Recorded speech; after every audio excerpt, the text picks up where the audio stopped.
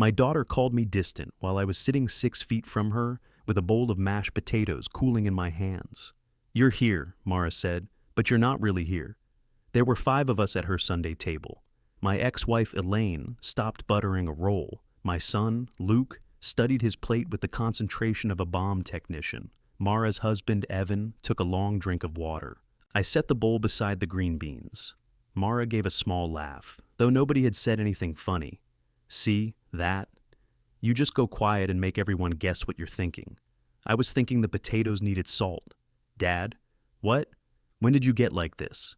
That was when I asked her the question that changed the evening. "When was the last time you came to my house?" Her face went blank for half a second.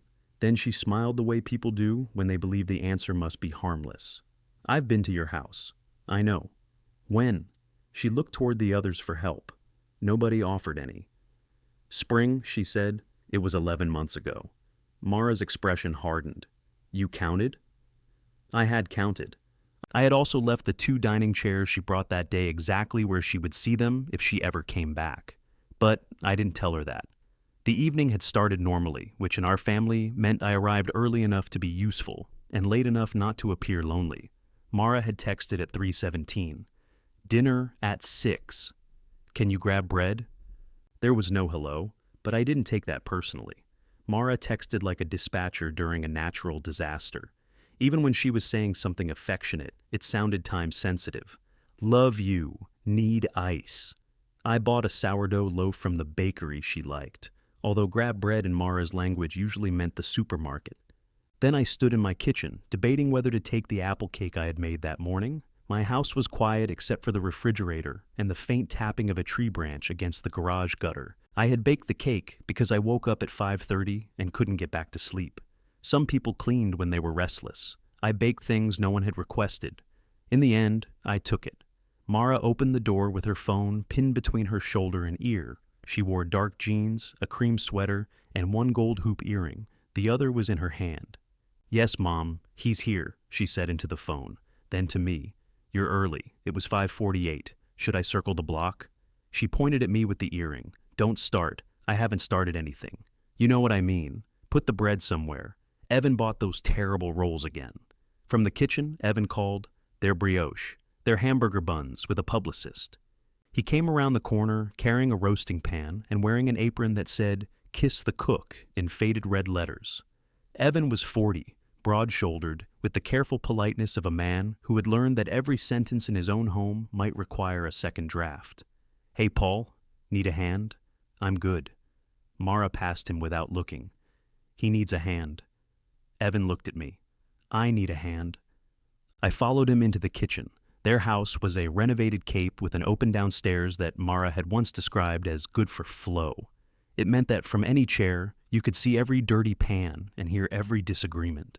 The dining table sat between the kitchen and living room under a light fixture that looked like 6 black coat hangers welded together. I had installed it 2 years earlier. Evan showed me the roast. "Thermometer says 150, but it doesn't look done. That's because the thermometer is touching the pan." He moved it. That would do it. Mara walked past carrying flowers, now wearing both earrings. "I told you the thermometer was wrong." "The thermometer was innocent," I said. She gave me a look, but Evan smiled. Luke arrived next with a bottle of wine tucked under his arm. At 41, my son had acquired a beard, 3 expensive bicycles, and the ability to disappear inside a family conversation without physically leaving the room. He hugged Mara, shook Evan's hand, kissed Elaine when she arrived, then stood beside me near the sink. "You bring dessert?" he asked. "Apple cake. You trying to make us look bad?" "Comes naturally." He laughed and bumped my shoulder with his. That was affection between Luke and me. One of us insulted the other, and neither demanded clarification. Elaine arrived at 6:10 and blamed traffic, although she lived 9 minutes away.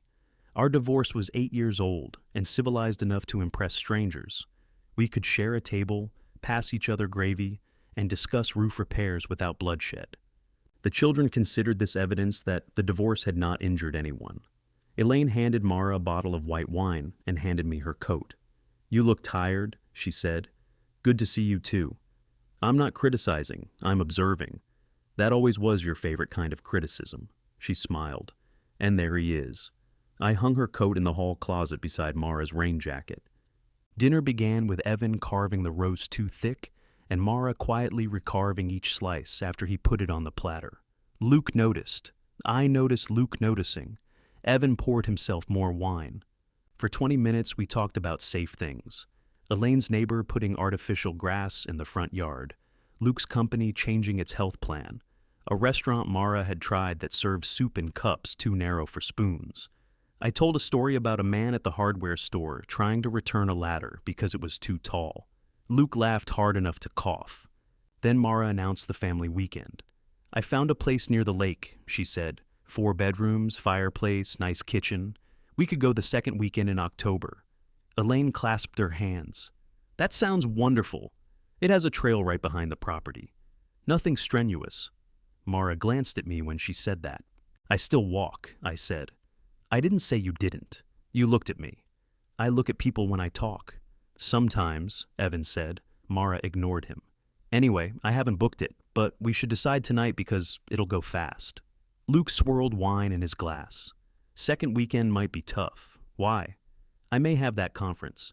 You said it was the first weekend. They changed it. Of course they did. She turned to me. Dad? I may have plans. Mara blinked. What plans? I'm not sure yet. How can you have plans if you're not sure what they are? I said I may have them. Elaine put down her fork. Paul, if you don't want to go, just say so. I didn't say I didn't want to go. Mara leaned back. This is exactly what I mean. At that point, I still thought she meant the lake weekend. What do you mean? Nobody knows anything about your life. Luke made a tiny movement, his hand lifting as if he might interrupt, then settling around his wine glass instead. Mara went on. You give these half answers. You disappear for days. You come to dinner and sit there like we dragged you. You texted me at 3:17. That isn't the point. I came, I brought the bread. And that's supposed to be intimacy? No, it's sourdough. Evan covered his mouth with his napkin. Mara's eyes flashed. Humor was welcome at her table, as long as she had introduced it. I'm being serious, she said. You've gotten distant. Mom feels it too. Elaine straightened. I didn't say that. You said he isolates. I said he can isolate. Well, he does. I looked at Elaine. She lifted one shoulder, apologizing without withdrawing anything. Mara tapped 2 fingers against the table. I call you, and you say everything's fine. I ask what you've been doing, and you say, oh, this and that. I invite you here, and half the time you seem like you'd rather be home. Half the time, it's an expression. It's a fraction. Dad, stop. That was when she said I could be sitting right there and still feel 100 miles away. That was when I put down the potatoes and asked when she had last come to my house. After she guessed spring and I told her it had been 11 months, the silence at the table changed. It wasn't empty anymore. It was crowded with calculations. Luke knew I was right. I could see it in his face. Elaine was trying to remember whether she had visited more recently. She had, though, only because I'd helped her replace a flat tire in July, and she followed me home to return my air compressor. Evan looked at Mara, not me. You counted, Mara said again. I remembered. What's the difference? Usually a calendar. You've been sitting on that for 11 months? No. It was mostly true. I hadn't been sitting on it. I had been moving around it, like a box left in a hallway. Mara pushed her plate away. So, every time you came here, you were secretly resenting me because I didn't go to your house? I didn't say that. You didn't have to. There's a lot I apparently don't have to say tonight. Elaine sighed. Can we bring the temperature down? The roast already did, Evan murmured. Mara heard him. Are you enjoying this? No. You're smiling. I'm uncomfortable. Sometimes my face makes poor decisions. Luke coughed into his fist, though he was no longer eating. I should have let the joke rescue us. That was what I usually did. I could have said the 11 months didn't matter, accepted a vague promise from Mara to visit, then washed the roasting pan while everyone recovered. Instead, I asked, do you know what color my kitchen is? Mara stared at me. It was not a fair question. I had painted it 6 months earlier. What? My kitchen. Dad, come on. Do you know I built shelves in the garage? You build things all the time. Do you know who I have coffee with on Thursdays? Her face changed then, not softer, more uncertain. You have coffee with someone? 3 someones, generally. Who? That's not the point. She laughed once sharply. You can't accuse me of not knowing your life and then refuse to tell me about it. I'm not accusing you. What would you call this? I looked around the table. Answering. Nobody spoke after that. We finished dinner in pieces. Elaine asked Evan for the recipe, though she had watched him open a packet of seasoning. Luke ate a second slice of apple cake standing at the counter. Mara cleared plates with bright, violent efficiency. I carried my dish to the sink. She took it out of my hand. Leave it. I can help. I said, leave it. I nodded and went for my coat. Luke followed me into the hall. You okay? Fine. He winced. You realize that answer isn't helping your case? I didn't know I had a case. You know what I mean. I put on my coat. Through the kitchen doorway, I could see Mara scrubbing a plate that had already gone through the dishwasher. Luke lowered his voice. She'll calm down. Probably. You want me to call you tomorrow? Do you want to call me tomorrow? He looked surprised. That sounded like a trap, he said. It wasn't. That's what somebody says when it's a trap. Despite myself, I smiled. Call if you want to call. Outside, the air had turned cold. My car was parked beneath the maple tree at the curb, and the windshield was covered with small wet leaves. I brushed them away with my sleeve. The drive home took 38 minutes. I knew because the dashboard clock said 8:42 when I left and 9:20 when I pulled into my garage. The two chairs were against the far wall, beside the walnut desk I had been stripping. Mara had brought them wrapped in an old quilt, one with a loose back rail and the other with a split seat. I repaired both within a week. I sanded them, matched the stain, and sent her a picture. Beautiful, she had replied. I'll grab them soon.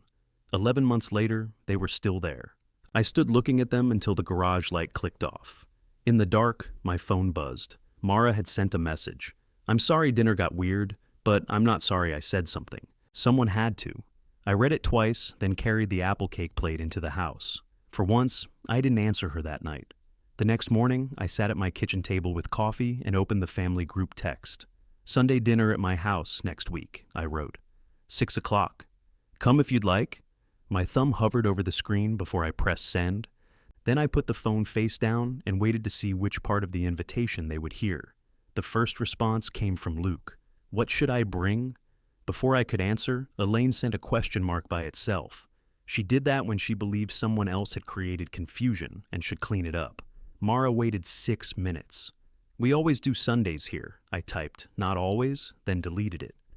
The last Thanksgiving before the divorce had been at my house, and invoking an 8-year-old turkey seemed petty even to me. I wrote, You don't need to bring anything. I'm making chicken. Luke reacted with a thumbs up. Evan sent, Sounds good. Mara's reply came immediately. You have plans with my husband? Nobody answered. I put my phone in the silverware drawer. It was a strange place for it, but I wanted to stop looking at the screen without carrying the argument into another room. I went to the garage and worked on the walnut desk until noon. The desk had belonged to a man named Frank Delgado, one of the Thursday coffee someones Mara had been surprised to hear about. He'd found it behind his late brother's house under a tarp, swollen from rain and stained with something we had agreed not to identify. Frank wanted to give it to his granddaughter, who was 26 and had just moved into an apartment large enough to contain furniture that didn't fold. When I first saw the desk, Frank asked if it could be saved. Depends, I said. On what? How attached are you to it looking like a desk? That was 4 months earlier. Since then, I had pulled the drawers apart, replaced 2 runners, flattened the warped top, and stripped off enough brown varnish to fill a coffee can. The walnut underneath had grain like dark water. I was sanding one of the drawer fronts when my phone rang inside the house. I let it ring. Then it rang again. It was Luke. You told me to call if I wanted to, he said when I answered. I remember. I'm establishing voluntariness for the record. Very wise. You working on something? A desk. Can I come see it? The question caught me off guard. Luke had been in my garage before, but only when he needed a drill, jumper cables, or the name of somebody who could repair a transmission without inventing additional problems. Sure. Now, if you want. He arrived 40 minutes later, carrying 2 coffees and a white bakery bag. He held up the bag when I opened the door. I panicked and bought scones. That happens. He followed me through the kitchen, looking around with more attention than I had seen him give the house since I moved in. At the back door, he stopped. You painted. 6 months ago? Blue? Technically, slate. It's blue, Dad? I didn't name it. He set the coffees on my workbench. The garage smelled of sawdust, mineral spirits, and the onion I had sliced with breakfast. Luke ran his palm above the desk without touching it. This is the thing from Frank? I looked at him. You know about Frank? You've mentioned him. Apparently I had not been as impenetrable as advertised. Luke examined the dovetail joints in one of the drawers. What was wrong with it? Most things. And you're fixing it for free? Frank bought the materials. That wasn't my question. No, he smiled. There he is. We worked for a while without talking. I handed him a sanding block and showed him how to follow the grain. Luke had my hands, though his were softer and his nails cleaner. When he was 9, he used to sit on the garage floor sorting screws by size. At 41, he still sorted them if a box was open. After 20 minutes, he said, Mara's mad, I assumed. She thinks Sunday is retaliation. It's chicken. She thinks the chicken is retaliation. That gives the chicken too much responsibility. He laughed, then grew quiet. Why didn't you ever say anything? About what? Us not coming here. I adjusted the clamp on the desk drawer. I invited you. I mean, after that. After what? He looked embarrassed. After we kept saying no. I remembered the invitations better than I wanted to. A game on television, chili on a cold night. Elaine's birthday dinner, which Elaine decided would be less awkward at Mara's. The first summer in the house, I bought 4 steaks and ended up freezing 3. People are busy, I said. Luke put down the sanding block. That's the answer she's talking about. I know. Do you? I looked at him. He rubbed the back of his neck. Sorry, that sounded more aggressive out loud. No, it sounded about right. I wiped dust from the drawer with a rag. I stopped asking because I got tired of hearing no. That clear enough? He nodded. I also didn't want either of you coming because you felt sorry for me. Could have been both. That occurred to me. Maybe you should have let us decide. Maybe. That was as far as we got. It was farther than usual. Before he left, Luke noticed the paint samples on the wall between the garage door and the old formal dining room. 3 rectangles, warm white, pale gray, and a green that looked better on the card. You painting again? I'm thinking about turning that room into a bigger dining space. You don't use the dining space you have. Good sales pitch. I didn't mean, I know what you meant. He glanced through the doorway at my kitchen table and the 2 empty chairs. Which color? The white, the gray. I didn't ask. You held 3 colors in front of me. That's practically begging. He left at 3, and at 3:15 he texted that he had gotten sawdust in his coffee. I told him it would improve the coffee. On Thursday, I met Frank, Noreen Price, and Walter Bell at the diner off Route 9. We had taken to calling ourselves the Thursday Committee, though we had no authority and rarely reached a decision. Noreen was 62 and had worked in hospital billing long enough to detect dishonesty in the way a person ordered eggs. Walter was 70, a former high school music teacher who wore suspenders whether or not his pants required assistance. Frank had the cheerful impatience of a man who considered most explanations suspiciously close to excuses. Noreen stirred cream into her coffee. So, what are your mysterious October plans? I had mentioned the family lake weekend in a text to Frank, and privacy among the Thursday committee lasted about as long as syrup on Walter's plate. I said I might have plans. With us, Walter said. We haven't decided. Correct, Noreen said. But if the weather holds, we're walking the state trail, and you're the only one who knows how to change a tire without making it a theological question. Frank pointed his fork at me. Tell your daughter you're busy.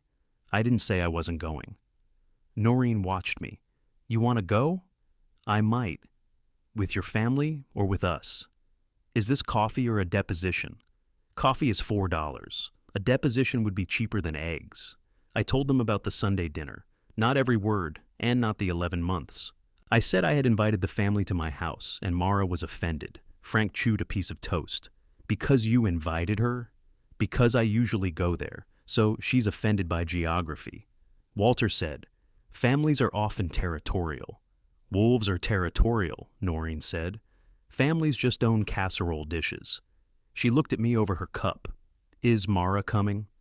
I don't know. You do know. I looked out the window. A delivery truck was trying to back into an alley it had already missed twice. No, I said. There it was. A full answer. It did not improve anything. On Saturday afternoon, Elaine called. "I'm not taking sides," she began. "Then this should be brief. Paul, Elaine." She exhaled into the phone. "Mara feels like you're trying to embarrass her. There won't be an audience. That's not what I mean. I invited her to dinner. You made the invitation in the group chat right after a fight. It wasn't a fight. Fine.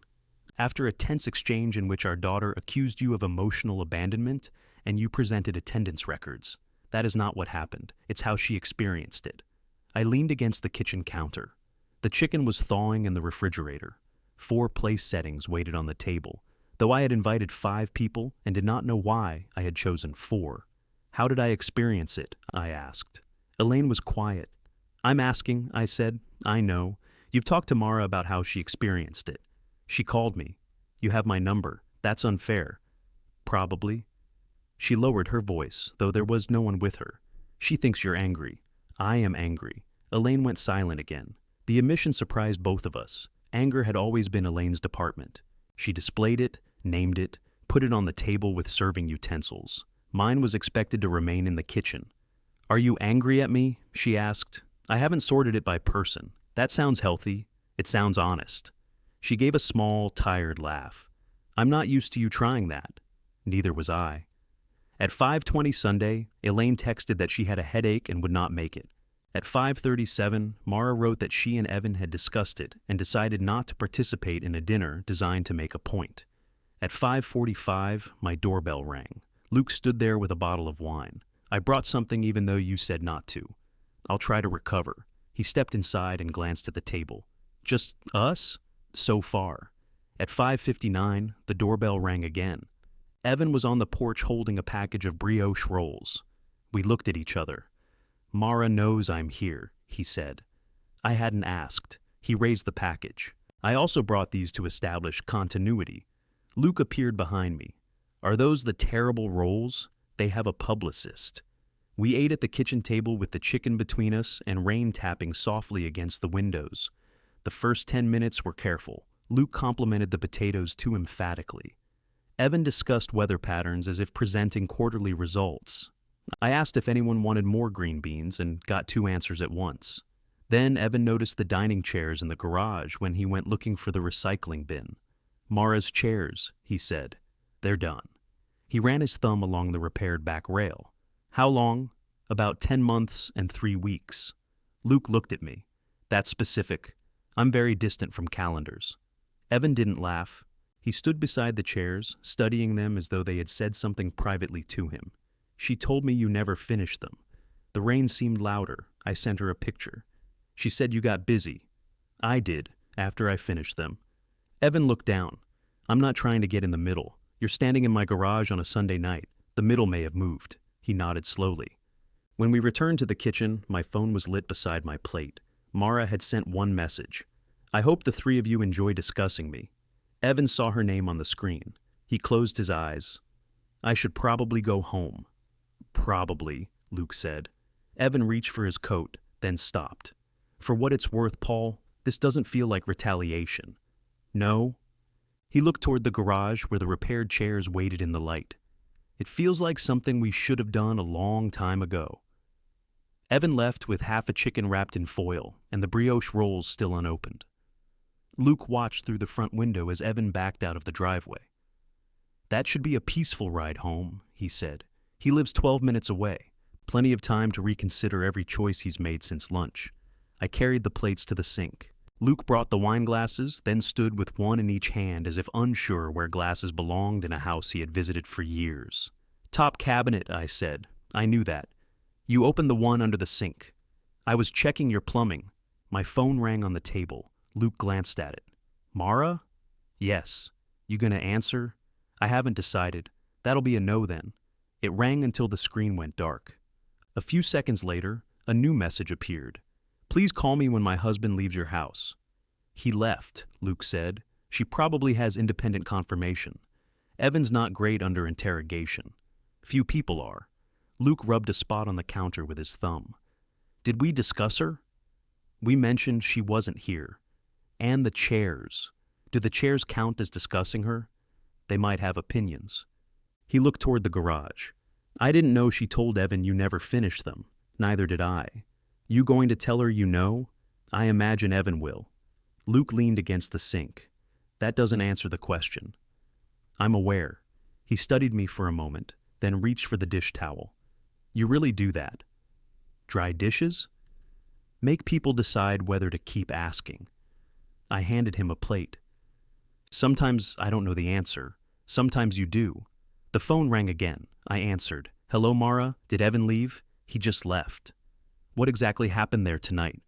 We ate. Dad. We had chicken. Luke brought wine. Evan brought those rolls you don't like. Was I the entertainment? No. What did you say about me?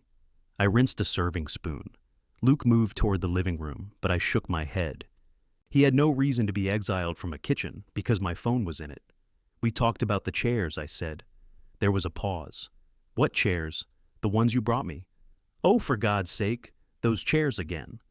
I looked through the open doorway into the garage. One chair was turned slightly toward the other, as if they had been waiting so long they had begun a conversation. Evan saw them, I said. And he said you told him I hadn't finished them. I said you got busy. After I finished them, I didn't remember. You replied to the picture. What picture? The one I sent when they were done. She breathed into the phone. So, you all sat around comparing evidence? No, it sure sounds like it. Evan found the chairs when he took out the recycling. He asked how long they'd been finished. I answered. You always answer when the answer makes somebody else look bad. Luke's head came up. I answer a lot of questions, I said. No, you don't. That's the problem. You're vague about everything until you have one of these little facts you can drop on the table and make everyone feel guilty. That landed closer to the truth than I wanted. The 11 months had been a little fact. So had the 7 minutes she stayed. I had carried both without telling her they mattered, then brought them out when she called me distant in front of everyone. I could say I was defending myself. I could also admit I had known exactly how the numbers would sound. You're right about the dinner, I said. She went quiet. I should have told you before then that it bothered me. This was not the answer she had prepared for. Okay, she said cautiously, but I didn't lie. Her voice tightened again. I never said you lied. You said I didn't finish the chairs. I forgot about the chairs. You forgot coming to my house too. That is so unfair. Why? Because you know what my life is like. I almost asked if she knew what mine was like, but the line was too easy. I had already won one silence with it. Instead, I said, come get them. What? The chairs. Come get them. I don't need them right now. Then they can stay here. That's not the point. I'm having trouble locating the point. The point is that you are using every normal family interaction to build a case that nobody loves you. Luke looked down at the plate in his hands. I don't believe nobody loves me, I said. Then what do you believe? That question should have been simple. I stared at the dark kitchen window above the sink. My reflection looked older against the glass. I believe I made it very easy for all of you not to think about me, I said. Mara didn't answer. I could hear a cabinet close on her end. Then the faint sound of Evan's key in their front door. I have to go, she said. Mara? What? I didn't invite Evan to take sides. He chose one by going. She hung up.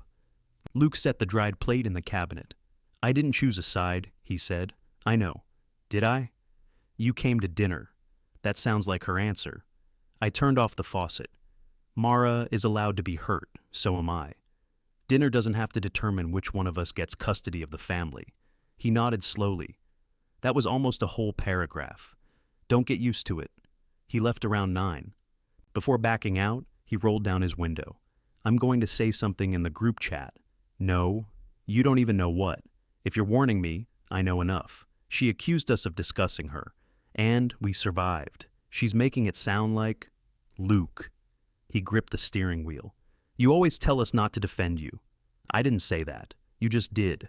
I said, don't fight with your sister in a group text at 9 o'clock on a Sunday. Because it won't help you? Because no good sentence has ever followed to be clear in a family group chat. He smiled despite himself. Fine. At 9:14, his message appeared. To be clear, nobody discussed Mara until Mara texted asking if we were discussing Mara. I called him. You made me a liar in my own home. I waited until I left. That's your defense? I also removed ironically from the end. While we were talking, Mara reacted to his message with a thumbs up. From her, it did not indicate approval. The family chat stayed silent for 2 days. On Wednesday, Elaine appeared at my door carrying a glass container with a blue lid. I made too much lasagna, she said. Elaine had never made too much of anything by accident. She cooked with the precision of a military quartermaster. You could freeze it. I don't like frozen ricotta. You've frozen ricotta for 30 years. Are you going to invite me in? I stepped aside. She put the lasagna in my refrigerator, then wandered into the kitchen as though conducting an inspection. She touched one of the cabinet doors, looked at the slate blue walls, and noticed the empty hook where an old clock had hung before it stopped working. You change things. I live here. I didn't say you shouldn't. You said it like the furniture moved without authorization. She sat at the table. I made coffee. She declined, then drank half of mine after I set it down. Mara's very upset, she said. So I've heard. She and Evan had an awful fight. I'm sorry. She thinks he went behind her back. He came to dinner. You keep saying that like dinner has no meaning. Last week dinner meant I was distant. This week, it's a declaration of war. Elaine folded her hands on the table. Her nails were pale pink, freshly done. In our marriage, she used to tap them against the steering wheel when I drove too slowly. She shouldn't have called you out in front of everyone, she said. No. But you did corner her. I asked a question. You asked one you knew she couldn't answer. I leaned back. You think I should have lied? I think there was probably a softer way to say you missed her. I wasn't trying to say I missed her. Elaine gave me a long look. What? You see, that's the trouble. What is? You'd rather sound neglected than lonely. I picked up my coffee, remembered she had drunk from it, and set it back down. That doesn't mean she was right. No, Elaine said. It means both of you know where to put the knife. She stood and walked toward the garage. The door was open. I had been working on the desk before she arrived, and dust hung in the sunlight over the workbench. Elaine stopped when she saw the chairs. She really never got those? No? Why didn't you take them over? Why didn't she pick them up? Elaine ran her fingers along the repaired split in the seat. Because you always take things over. There was no accusation in her voice. That made it worse. She asked me to fix them, I said. And you did. Yes. So, in your mind, your part was done. In my mind, and most repair shops. She smiled faintly. Families aren't repair shops. No. Repair shops tell you when your things are ready. She turned from the chair. Are you angry with me? You asked me that already. You didn't answer. I said I hadn't sorted it. Have you sorted it now? I looked at the old desk, the repaired chairs, the row of labeled screws Luke had reorganized without being asked. I'm angry that you let them think I didn't need anybody. Elaine's face went still. You worked very hard to make us think that, she said. I know. And now you're punishing us for believing you? I invited you to dinner. I had a headache. You brought me lasagna 3 days later. I still had a headache. You look remarkably well. I recover beautifully. I laughed, and for a second we were the people we had once been, before every conversation developed an old room behind it. Then Elaine looked again at the chairs. You should take those to Mara. No? The word came out calmly. It still changed the air. Elaine picked up her purse. What happens if she never comes for them? They stay. That's stubborn. Yes. She waited, perhaps expecting me to soften it. I didn't. After she left, I ate a piece of her lasagna, standing at the counter. It was still warm in the center. On Friday afternoon, Mara broke the silence in the group chat. Dinner, Sunday, 6. Dad, can you come at 5? The kitchen window is sticking again. I read the message several times. Then I wrote, I'll come at 6. If you want help with the window, bring the sash Saturday and we can work on it together. Her reply came before I could put down the phone. Never mind. Evan will handle it. A minute later, a separate message appeared from Evan. I will not, in fact, be handling it. I laughed hard enough to frighten myself. The sound came out in my empty kitchen, bounced off the blue walls, and made the refrigerator seem disapproving. Mara removed Evan from the group chat. A few seconds later, Luke added him back. Mara removed Luke. I stared at the screen. Elaine wrote, Everyone stop. Then Mara removed Elaine. I was apparently spared because I had started the chat years earlier and could not be removed without deleting the whole thing. There was a lesson in that, though I was not yet brave enough to find it funny. My phone rang. Evan said, "I may have made a tactical error. You think?" I was trying to be honest. "Your timing gave honesty a bad name. I can fix a window. I'm sure you can. I just don't want to fix that window. Is it difficult?" "No. It's been sticking for months. Mara wants it fixed because you didn't come early to fix it. That does make it more complicated." He sighed. "Can you tell me how to get the sash out?" I looked toward the garage. "You can bring it here tomorrow. That is literally what you told her to do." "Yes. So if I do it, she'll think I'm taking your side." "You could fix it without me. I could also spend Saturday swearing at a window while watching an online video made by a man who uses the phrase super simple 17 times. Take out the stops first. The what? Bring it at 10. At 9:58 Saturday morning, Evan pulled into my driveway with the sash wrapped in a beach towel. He lifted it from the back of his car like a body he hoped the neighbors wouldn't notice. "Mara knows you're here?" I asked. "She knows the window isn't. That wasn't the question. It's the answer I have." I took one end of the sash. "You realize I don't want to be the reason you lie to your wife." I didn't lie.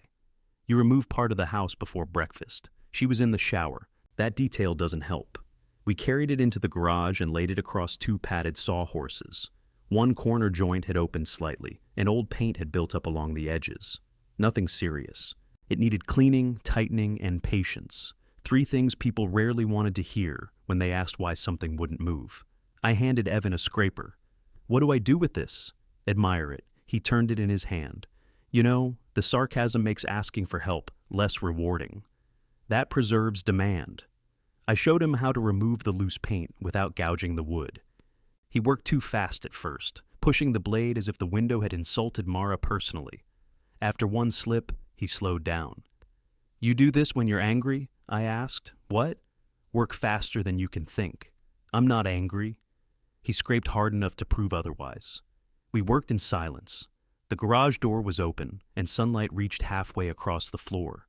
The repaired dining chairs stood against the far wall. Frank's desk occupied the center, its refinished top resting separately on a moving blanket. After a while, Evan said, "I didn't come to dinner to make a point." "I know. I thought she'd come too." "I didn't." He glanced at me. "You knew she wouldn't?" "Yes." "Then why set 5 places?" I had set 4, but the correction felt dishonest. "Habit," I said. "That answer's going to get you in trouble." "I'm learning." He smiled without looking up. "Mara thinks everyone is ganging up on her." "Are they?" "No." "Then tell her that." I did. She said that was exactly what someone in a gang would say. I tightened a clamp around the sash. "She's thorough. She's hurt." "I know." "She's also driving me insane. That part is outside my department. I'm not asking you to take my side." "Good. I'm just saying she decides what something means, and then that's what it means. Me coming here means I'm choosing you. You inviting us means you're punishing her. Luke answering a text means he's disloyal. There's no room left for what anybody intended." I checked the corner with a square. "You should tell her that too." "I have. Tell her better." "That's deeply annoying advice. It's free." He put down the scraper. "She says, you do the same thing. She might be right." He waited for more. I kept my attention on the window. "You're not going to defend yourself?" he asked. "Would that help your marriage?" "No." "Then scrape the other side." By noon, the sash moved cleanly in its frame. Evan had done most of the work. I made sandwiches, and we ate them standing at the workbench because the kitchen table had become too loaded with meaning. Before he left, I asked him to help set the walnut top on its base. It took less than a minute, but once it was assembled, the desk looked like something that had always deserved saving.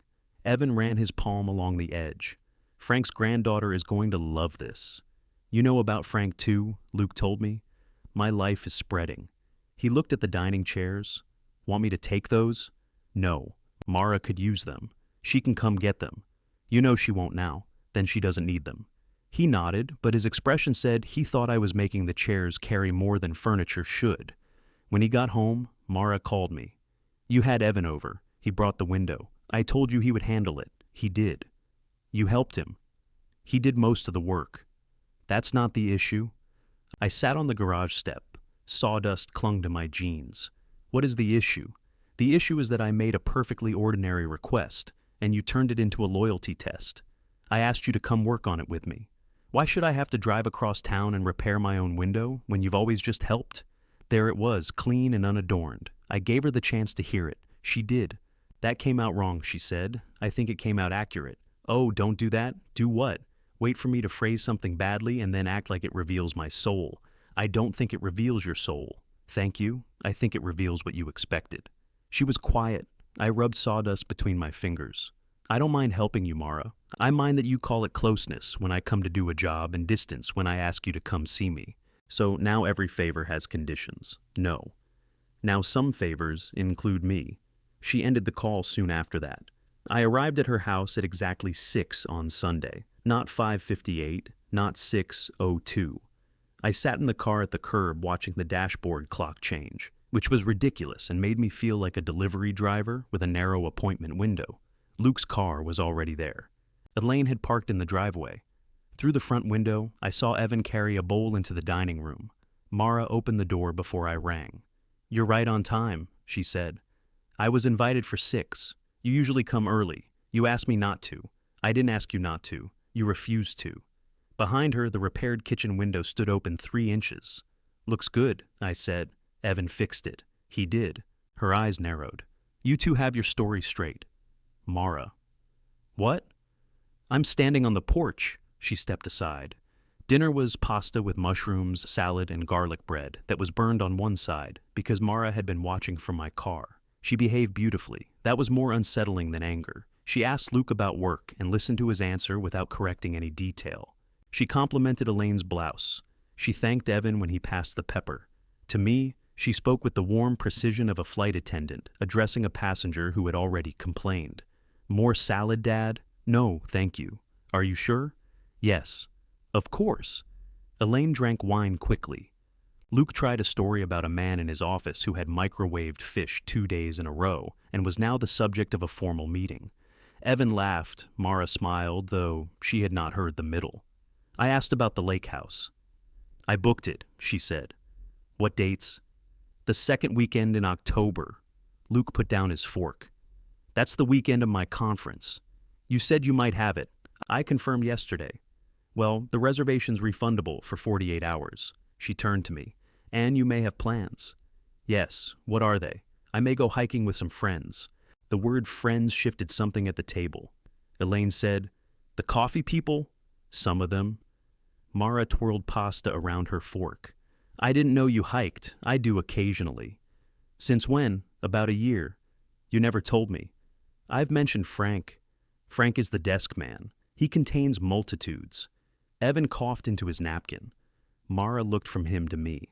"Is that why you don't want to go to the lake?" "I didn't say I don't want to go. There it is again." "What?" The half answer. I set down my fork. "I'm deciding. About whether to spend a weekend with your family, about whether to cancel plans with friends because my family picked a date without asking me." Mara's cheeks reddened. Elaine stepped in. "We can find another weekend." "There isn't another weekend," Mara said. "There's always something. That's why I picked one." "You picked one Luke can't attend," Evan said. He said maybe. So did Dad. She looked at him. "Whose side are you on?" Evan closed his eyes briefly. "No one's," he said. "I'm eating pasta." After dinner, Mara brought out a store-bought chocolate cake and announced that she had not had time to bake. Nobody had accused her of anything. I ate one slice, complimented it, and carried my plate to the counter. Evan began gathering glasses. Mara looked at me. "Dad knows where everything goes." It was a small sentence, a normal sentence. 2 weeks earlier, I would have taken the glasses from Evan, loaded the dishwasher, wiped the counters, packed the leftovers, and fixed whatever I noticed along the way. "So does Evan," I said. "He lives here." Evan froze with 3 glasses against his chest. Mara laughed. "Wow." "What?" "Nothing." I put on my coat. "You're leaving already?" she asked. We ate dinner. We had dessert. It's 8:15. I have a drive. You always have a drive. Yes. She followed me onto the porch and closed the door behind us. The night was cool and smelled like wet leaves. "You're proving my point," she said. "What point?" "That you don't want to be here. I came. You watched the clock. You barely talked. Now you're leaving the second the plates are empty. I looked through the window at Luke stacking dishes while Evan loaded the dishwasher. Elaine sat alone at the table with her wine glass. I'm tired, Mara. Of us? Of every ordinary thing turning into a measure of whether I love you. Her face tightened. That's what you're doing. Maybe we're both doing it. No, I'm trying to have a family, and I'm trying to be a person in one. She folded her arms. What does that even mean? It means I don't want to keep earning my place by being the easiest person in the room. For a moment, she looked less angry than frightened. Then the front door opened. Elaine stepped out with her purse. Are you two fighting? She asked. Mara stepped back. Ask him. Apparently, he's finally saying what he thinks. I walked Elaine to her car. When I reached mine, Mara was still on the porch. I raised a hand. She did not. Halfway home, the family group chat lit up on the passenger seat. Mara had added everyone back. Sunday dinners may need a break for a while, she wrote. Luke answered first. From dinner or from Sundays? Mara didn't answer Luke until I was in my driveway. I mean, hosting. I'm allowed to take a break. Elaine replied. Of course you are, Evan wrote. That seems reasonable. Luke began typing, stopped, began again, then vanished from the screen. I carried my coat into the house and hung it on the chair instead of the hook. The kitchen looked exactly as I had left it, one coffee cup in the sink. The morning newspaper folded beside the fruit bowl, a grocery list held to the refrigerator by a magnet shaped like a lobster. I had spent the drive home feeling justified. The feeling lasted until I turned on the kitchen light. There was a difference between choosing to leave a dinner and coming home to a house where nobody expected you. I washed the coffee cup. My phone buzzed. Luke wrote privately, Are you mad at me? For what? The Sunday comment. I considered lying. A little. Fair. A minute passed. I'm mad at me too. That made no sense, so I called him. What are you mad at yourself for? I asked. I keep making jokes. You've been doing that since 1989. I mean, when things get bad. I make a joke, everybody laughs, and then nothing gets said. Sometimes that's useful. Is it? Yes. That fish story saved the first half of dinner. It didn't save the second half. Nothing could have saved the second half. He was quiet. I heard a turn signal clicking through his car speakers. I should have come more, he said. You came last week. You know what I mean. Yes. I don't want to be the good child, because Mara screwed up first. I don't need a good child. You have a preferred adult offspring? I'll circulate an application. He laughed, but the turn signal kept clicking. Dad, do you want me to come over Sunday? You don't have to. That wasn't my question. He was learning too quickly. I don't know yet, I said. Let me think. All right. Are you driving in circles? No. Your turn signal has been on for 3 minutes. He swore softly and disconnected. Mara did not contact me the next day, or the day after that. Her silence had a different character from mine. Mine usually aimed to reduce pressure. Mara's entered a room ahead of her and rearranged the furniture.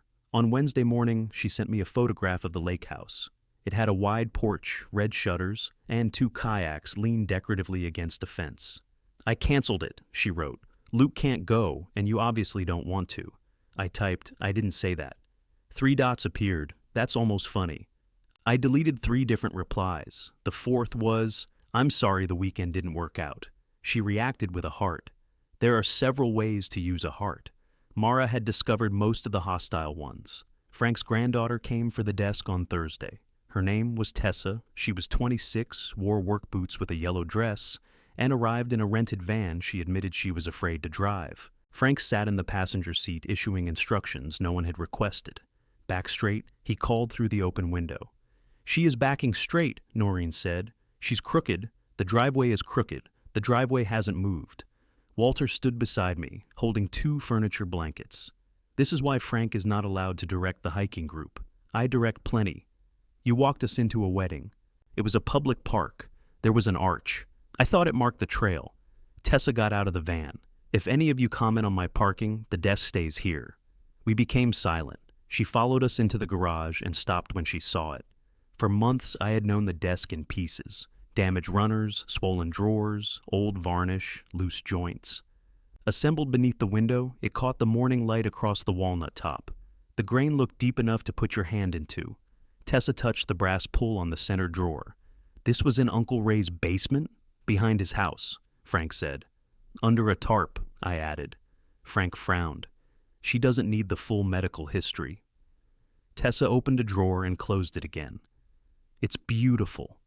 She turned to me with tears in her eyes, which was unfair. I knew what to do with damaged furniture. Tears complicated the handoff.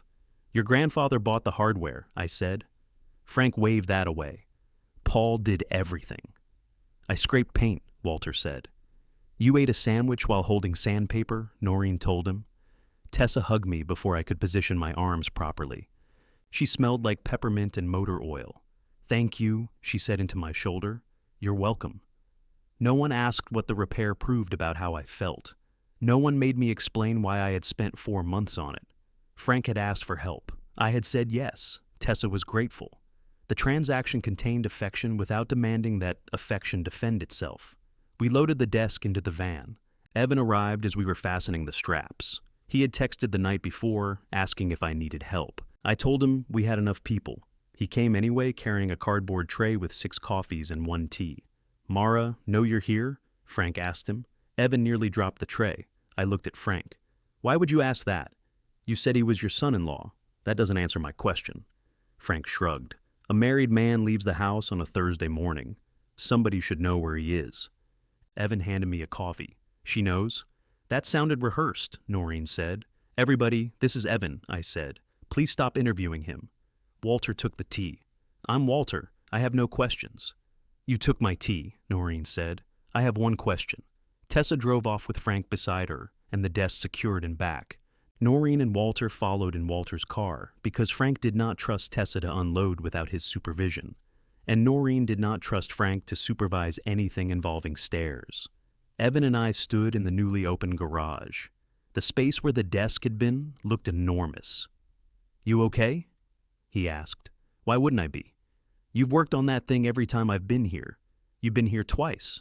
Both times you worked on it. I finished it. That was the idea. He nodded toward the formal room. Now you can start in there. I had removed the curtain and pushed the old bookcase away from the wall. The paint samples looked worse every time I passed them. Luke likes the gray, I said. The gray looks like a waiting room. That's what I said. No, you didn't. No. But I thought it with emphasis. He carried the empty coffee tray into the kitchen. Mara canceled the lake house. I know. She wanted me to tell you. She told me. She wanted me to tell you. She told me to tell you. That sounds efficient. He sat at the table. The chair creaked, and for one ridiculous second, I thought about offering him one of Mara's repaired chairs instead. She thinks you're relieved, he said. I'm not. You don't sound upset. I was considering going. She wanted you to want to go before she had to ask. She didn't ask. She announced a weekend. I know. Do you? He looked tired. Paul, I live in the middle of this sentence. I sat across from him. His face had changed in the last 2 weeks. He still made jokes, but they no longer covered the whole surface. There were pale shadows beneath his eyes. How bad was Sunday night? I asked. With Mara? Yes, she thinks I'm judging her. Are you? Sometimes. That's honest. It's also not helpful. Honesty and helpfulness are cousins, not twins. He gave me a small smile. She said something like that about you. What? That you're using honesty as an excuse to stop being kind. The sentence sat between us. Is she right? I asked. I don't know. Not the answer I expected. You asked. He rubbed both hands over his face. You're not yelling. You're not insulting anybody. You're just saying no to things you used to say yes to, and somehow the whole family feels like a table with one short leg. That sounds unstable. It's incredibly annoying. I looked around the kitchen. The morning light caught dust above the table. I don't want to hurt her. I know, but I was already hurt. I know that too.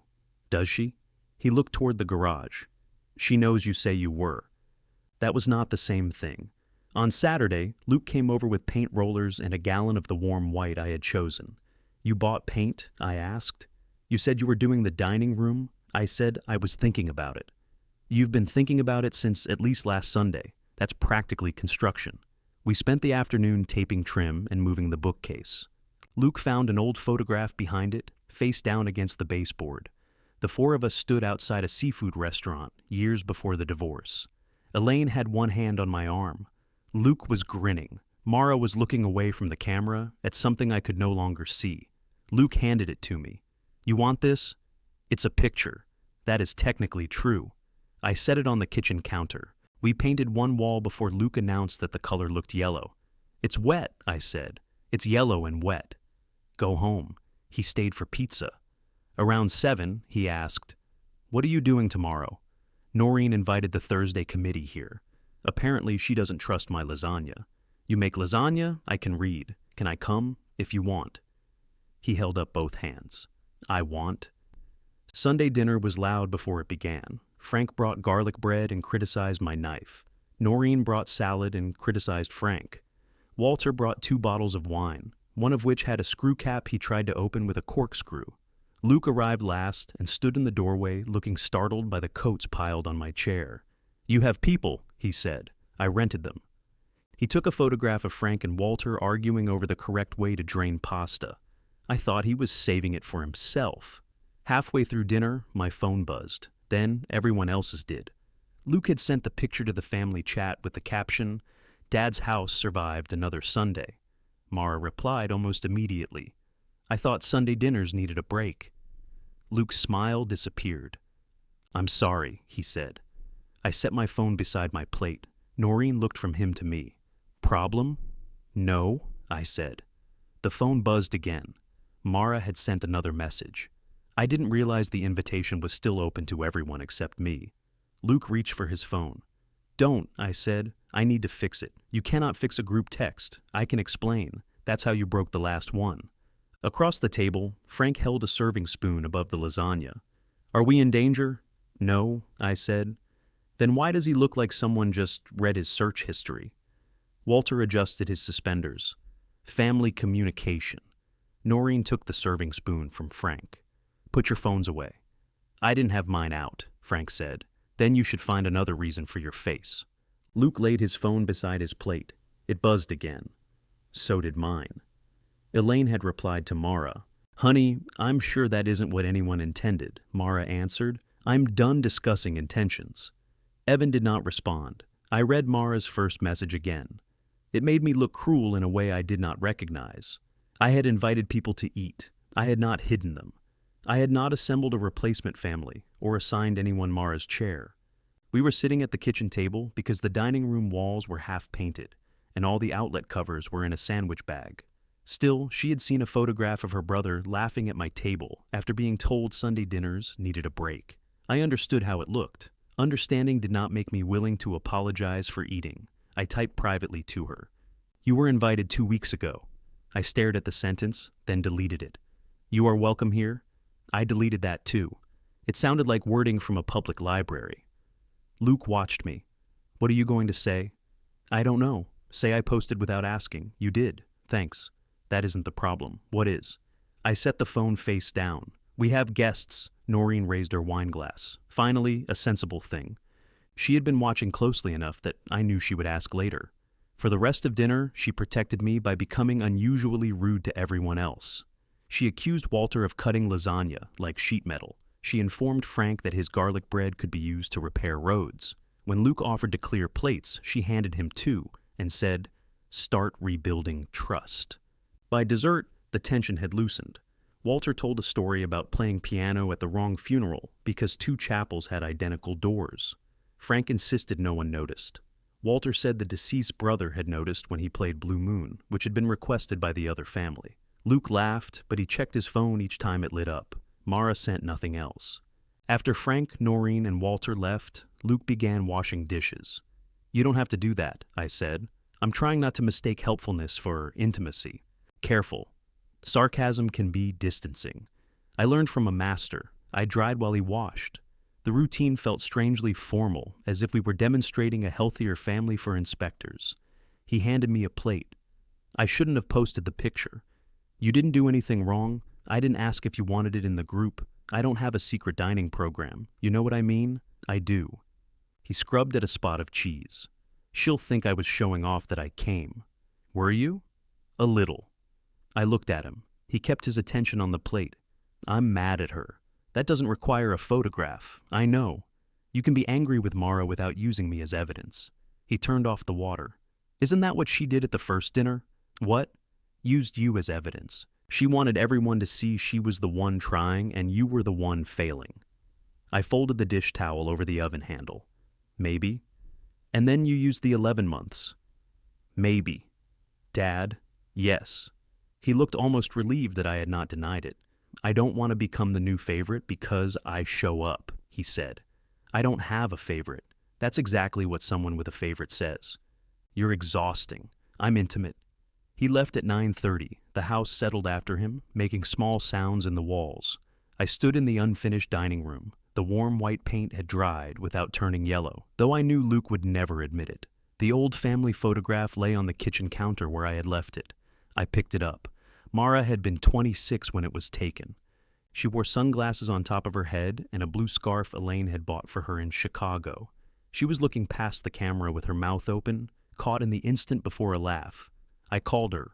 She answered on the fourth ring. What? You said you were done discussing it. I am. All right. Then why are you calling? You said you weren't invited. I wasn't. I didn't know I was required to invite you every time I ate. That's not what I said.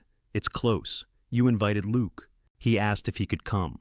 And your coffee friends? Noreen invited herself and the others. That must be nice. It was. She made a small sound. At least you're honest. I would have invited you if I thought you wanted to come.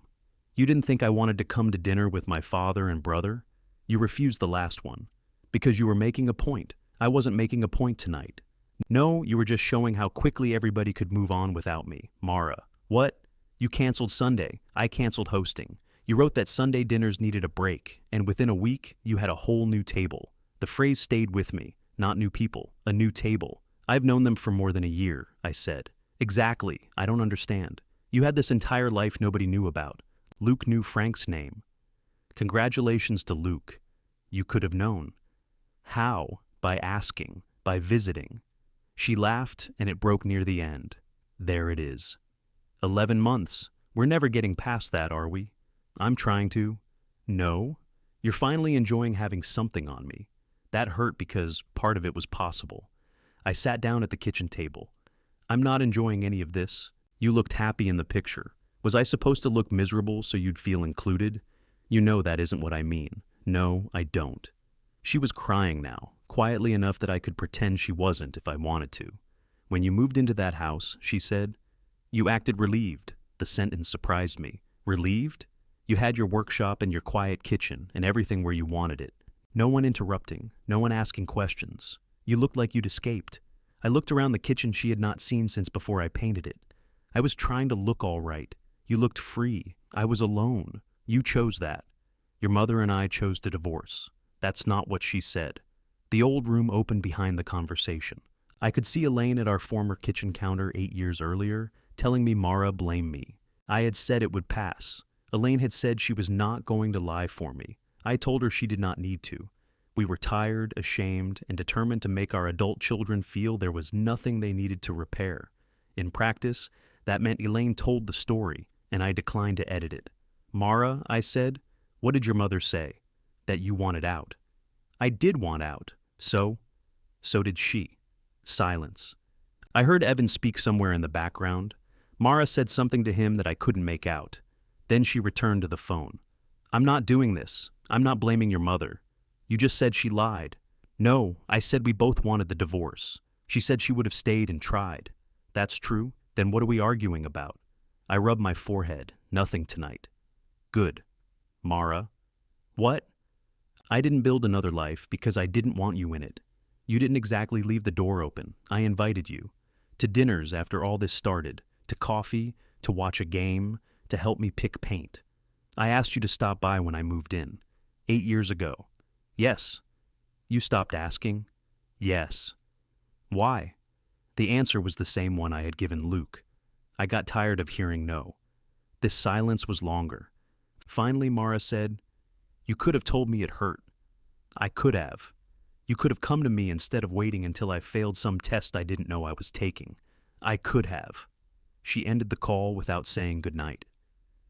Elaine arrived the next afternoon without lasagna. I'd like coffee, she said as she entered. You don't usually ask. I'm establishing that I have needs. That appears to be going around. I made a fresh pot. She sat at the kitchen table and noticed the old photograph. Her finger rested briefly on her younger face. Mara called me, she said. I assumed. She asked about the divorce. What did you tell her? The truth. Which one? Elaine's eyes sharpened. Don't. I sat across from her. You told them I wanted out. You did. So did you. I wanted you to fight for us. You wanted me to become someone else and call it fighting, you see? That. One clean sentence and you're innocent. I didn't say I was innocent. You didn't have to. She picked up the photograph, then put it down again. I told them you would be fine because you told me you would be fine. I wasn't. Then why did you keep saying it? Because Luke and Mara were already choosing sides. They were adults. They were our children. They were 33 and 29, Paul. You weren't protecting children. You were hiding from two adults who might have been angry with you. I looked toward the unfinished dining room. Elaine softened. I benefited from it. I turned back. From you being the calm one, she said. I got to be hurt. You got to be impossible to reach. That made the story simple. You never corrected it. Neither did you. No. She wrapped both hands around her cup. Mara heard that you were fine without us. I said it because I needed to believe it, and I let you. Yes. We sat with that. When Elaine left, she took the old photograph with her, then returned it from the driveway because she said it belonged in my house too. That evening, I called Noreen. Is the October hike still happening? I asked. Unless Walter walks us into another wedding. I want to go. Good. She paused. Are you choosing us? She asked. Or choosing against someone else? I looked at the photograph on my counter. I don't know yet. Figure it out before we buy gas. 10 minutes later, a message arrived from Mara. Mom told me what you said about the divorce, then another. If you wanted us to know you were hurt, why did you wait 8 years? I typed. Because I didn't want you to think you had to fix it. I read that twice and deleted it. It made my silence sound generous. I tried, because you seemed happier believing I wasn't hurt. That was worse. Finally, I wrote, I don't have a good answer, Mara called before I could put the phone down. You don't have an answer, or you don't have a good one. Probably both. That's convenient? No, convenient would have been not having this conversation. She was quiet, and I heard the familiar click of her turning off the burner on her stove. I knew that sound better than I knew the color of her bedroom walls. Did Mom lie to us? She asked. No. Did she tell us the truth? Her version. What's your version? I got up and walked to the window. Across the street, my neighbor was dragging a trash bin to the curb, even though collection wasn't until the next morning. Your mother wanted to stay married, I said, and you didn't. Not the way we were married. What does that mean? It means we were making each other miserable. She said you wouldn't talk. She was right. Why wouldn't you? Because by the end, every conversation felt like a courtroom where she was the prosecutor and I was representing myself badly. That sounds like blaming her. It is partly blaming her. At least you admit it. I'm also blaming me. For what? For treating quiet like it was neutral. It wasn't. Your mother would ask what I wanted, and I'd say I didn't care. She'd ask if I was angry, and I'd say no. Then I'd spend 3 days answering in one syllable. You do that? Yes. When we were growing up, you did that. You were grown when we divorced. I didn't say we weren't. I closed my eyes. Mara continued. Do you remember the night you left? Yes. Mom was crying. You carried 1 suitcase to the car. 2. Of course you remember the number. I remember the suitcases. You didn't even look upset. I was trying not to make it worse. You always say that, because I believed it. What happened before you left? I could have told her it was none of her business. For years I had believed the details of our marriage belonged only to Elaine and me. That belief had preserved our privacy and allowed everyone else to fill the empty space with whatever story hurt most. Your mother told me if I walked out that night, I shouldn't come back, I said. And you walked out. Yes. Why? Because 3 weeks earlier, she had told me she couldn't breathe when I was in the house. Mara said nothing. She didn't mean it literally, I added. I know that. I knew too. So, why leave? Because I was tired and proud and angry. Because some part of me wanted her to stop me without me having to ask. Because some part of her wanted me to stay without her having to take back what she said. The trash bin across the street tipped. My neighbor kicked it upright. Did she stop you? Mara asked. No. Did you go back? The next morning, Mara's breath caught. What? I went back at 8. She had put the chain on the door. Mom never told me that. I didn't expect her to. What did you do? I rang the bell. She didn't answer. Was she home? Yes. How do you know? Her car was there. She could have been out with someone. Her coffee was on the porch rail. Mara went quiet again. I'm not telling you this to make her the villain, I said. She had every right not to open the door. I had spent years making her ask for things I should have offered. But you tried to go back. One morning is not the same as trying. Why didn't you tell us? Because it would have sounded exactly like this. Like evidence against your mother. It is evidence. No. It's one morning. You always decide what things are allowed to mean. That was almost the same complaint Evan had made about her. I suppose I do, I said. You let me think you walked away and never looked back. I did walk away. You went back. And then I left again. Because she locked the door. Because the marriage was over. You don't know that. Yes, Mara, I do. She began crying, not loudly. Mara cried the way I got angry, by removing as much evidence as possible. I spent 8 years defending her, she said. She needed defending. From you? Sometimes. And you didn't? I was not in danger. That is such a terrible answer. I know. You made me feel stupid for wanting you to care. I cared. How was I supposed to know? There was no useful defense. You weren't, I said. She hung up. I stood by the window with the phone pressed to my ear until the empty line made a soft sound and disconnected itself. The next morning, Evan texted that he would not be able to help me move the bookcase back into the dining room. No problem, I wrote. Then he called. I didn't want you to think I was just disappearing, he said. It's a bookcase. It's not about the bookcase. No. Mara and I need some space. From me? From everybody. All right, I don't know. She thinks I've been using you to avoid dealing with her, have you? He hesitated. That wasn't rhetorical, I said. I like being at your house. I like having you. But sometimes, yes, then deal with her. I'm trying. Also, stop telling me details about your arguments. He sounded surprised. You asked how bad Sunday was. That was my mistake. You're kicking me out of the middle? I'm removing myself. Isn't that the distant thing again? Possibly. But I'm your father-in-law. I can care about both of you without becoming useful against either of you. He let out a breath. That's annoyingly reasonable. I practice alone.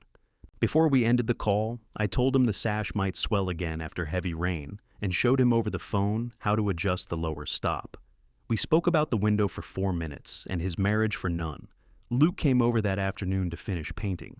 He had heard about my conversation with Mara. I knew because he opened the paint can, too, carefully. Ask, I said. He looked up. Ask what? Whatever you came here pretending not to ask. He set down the screwdriver. Did you try to go back to Mom? Once. She said you didn't. She may not count standing on the porch. Why didn't you call me? You would have been at work. I had a phone at work. I know how phones work. Do you? I sat on the floor to tape the baseboard. Luke remained standing. I'm serious, Dad. So am I. You called nobody. You moved into that furnished apartment by the highway, and when I asked if you were okay, you said the television got good reception. It did. I thought you wanted to be left alone. I did, some of the time. All of the time is what you got. I pressed tape along the trim. You could have come. There it is. What? Your answer to everything. We could have come. We could have asked. Mara could have picked up the chairs. Mom could have opened the door. You could have? Yes, but you make everybody cross the last 10 feet. The room felt very still. Luke knelt across from me, holding the end of the tape roll. When I quit that job in Denver, he said, Do you remember what you said? You didn't have another job. You sent me a spreadsheet. It was a budget. I called because I thought I'd ruined my life. You needed to know how long your savings would last. I needed you to say I hadn't ruined my life. I remembered the spreadsheet. It had 3 tabs. I thought helping was saying that. It wasn't. I'm sorry. He nodded and looked down at the tape between us. Did the budget help? I asked. Yes. That doesn't excuse it. No. Good spreadsheet, though. Excellent formatting. We finished the wall without settling 30 years of fatherhood. At one point, Luke got white paint in his beard and refused to believe me until I took a photograph. He made me promise not to put it in the family chat. When the second coat dried, we moved the bookcase back. The room looked larger and less formal, though it still contained only the bookcase, 2 folded drop cloths and no table. You're going to need furniture, Luke said. I'm aware. What kind of table? One long enough that nobody has to sit between 2 people who are fighting. That's not a table. That's an airport runway. My phone rang. Elaine? She began without saying hello. I would like my birthday dinner not to become a tribunal. I wasn't aware there was a tribunal scheduled. My birthday is next Sunday. I know when your birthday is. I made a reservation at Vescovi's for 6, neutral territory. Nobody hosts, nobody cleans. Somebody cleans. Somebody paid by the restaurant. All right. Mara said she'll come if you agree not to discuss the divorce. I wasn't planning to. Luke said he'll come if Mara doesn't attack you. I don't need terms. Evan said he'll come because it's my birthday, and he isn't 12. That sounds like Evan. And I would like you there. I looked at Luke. He had heard enough to understand. I'll be there, I said. After we hung up, Luke folded the drop cloth. Vescovi's has terrible bread, he said. Your mother likes the fish. She sends the fish back every time. It gives her structure. The restaurant dinner began badly before any of us arrived. At 5:20, Mara sent a message saying she would not discuss the divorce but would not pretend everything was normal. Elaine replied that nobody had asked her to pretend. Mara said that was exactly what everyone was asking. Evan wrote, "Can we please let Elaine have one birthday?" Luke started typing. I called him. Do not begin with, "To be clear," I said. I wasn't going to. What were you writing? To be fair. Delete it.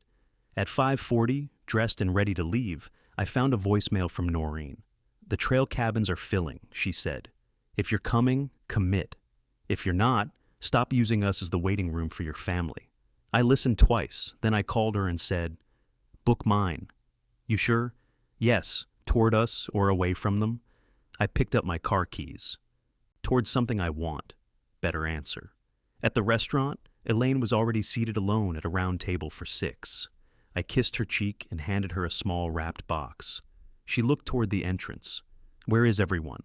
They'll come? You don't know that. No. She placed her hand over mine. If this goes badly, I'm keeping your gift. It's a clock. I'll need to know how long the evening lasted. At 6:12, Luke arrived. At 6:19, Evan came through the door by himself. His face told us not to ask. Mara's chair remained empty. Elaine checked the entrance each time it opened. At 6:23, a waiter approached with menus, and she told him we were still waiting for one person. We can order drinks, Evan said. We'll wait.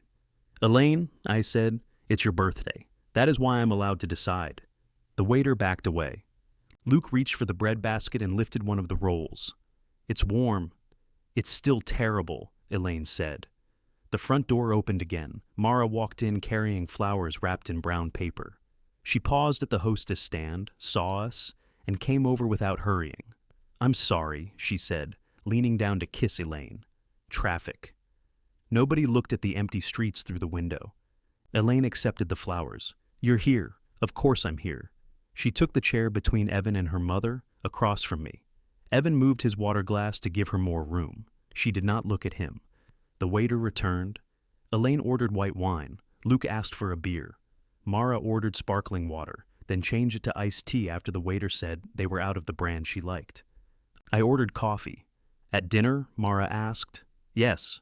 You'll be awake all night. I may use the time for crime. Luke looked down quickly, hiding a smile. Mara opened her menu. You seem cheerful. I haven't committed any crimes yet. Elaine placed both palms on the table. I would like to remind everyone that this dinner is about me. You're doing beautifully, Luke said. She pointed at him. You're my favorite for the next 5 minutes. Dad says there's an application. Mara's eyes moved to Luke, then to me. I studied the menu, though I had already decided on the pork chop. The first half of dinner held together through effort.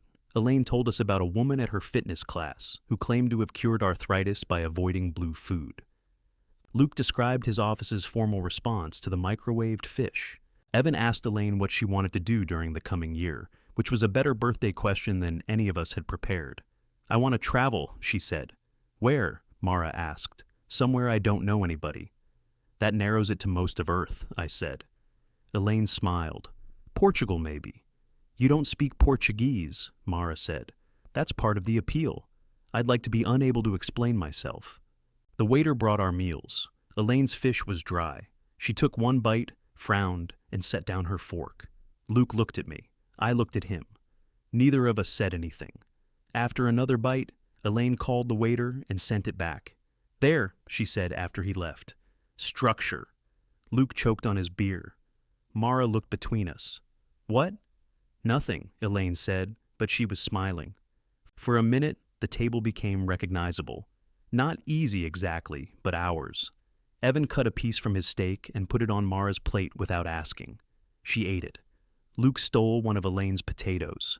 She slapped his hand with the back of her spoon. Then Elaine asked me what I had been doing. It was an ordinary question. I answered it. Painting the dining room, I finished the desk for Frank.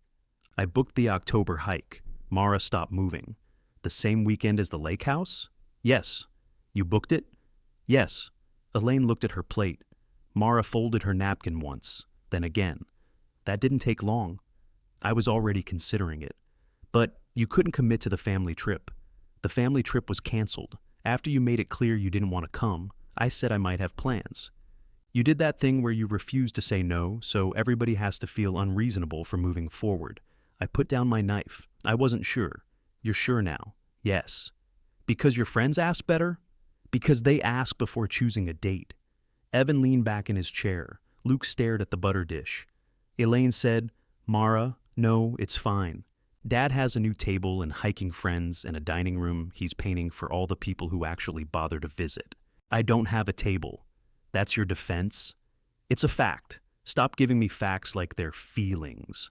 The waiter appeared with Elaine's replacement fish, recognized the atmosphere, and placed it down with the care of someone releasing an animal into the wild. Elaine looked at her new plate. "I specifically asked that we not do this." "I'm not talking about the divorce," Mara said. "You are talking about the same fight in a different outfit. I didn't start it. Your father answered a question I asked, and he knew exactly what the answer would do." "I booked a cabin," I said. "I didn't poison the water supply." Mara looked at me. "Why do you get to joke?" "I don't know." "Because you're calm?" "No." "Because everyone assumes the person raising their voice is the unreasonable one?" "I don't assume that. You don't have to. You built your whole life around it." Elaine's fork struck the plate. "Enough." She did not say it loudly, but all of us stopped. Elaine looked at Mara first. "Your father is allowed to have friends. I know that." "No, you know it in theory. In practice, you are behaving as if his life away from you is a criticism." Mara's face reddened. "You've spent 8 years telling me he wanted a life away from us? I was wrong." The words changed the table more effectively than shouting would have. Mara stared at her mother. "What?" "I was wrong to say it that way." "You didn't say it that way." "You said he had checked out years before the divorce." "He had." I almost spoke, but Elaine raised one hand toward me.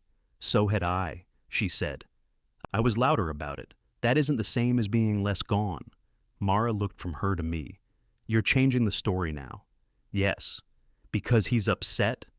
"Because you are both using my version of the marriage as a weapon, and I'm tired of pretending it was the whole truth. You told me he wouldn't fight for you. He wouldn't."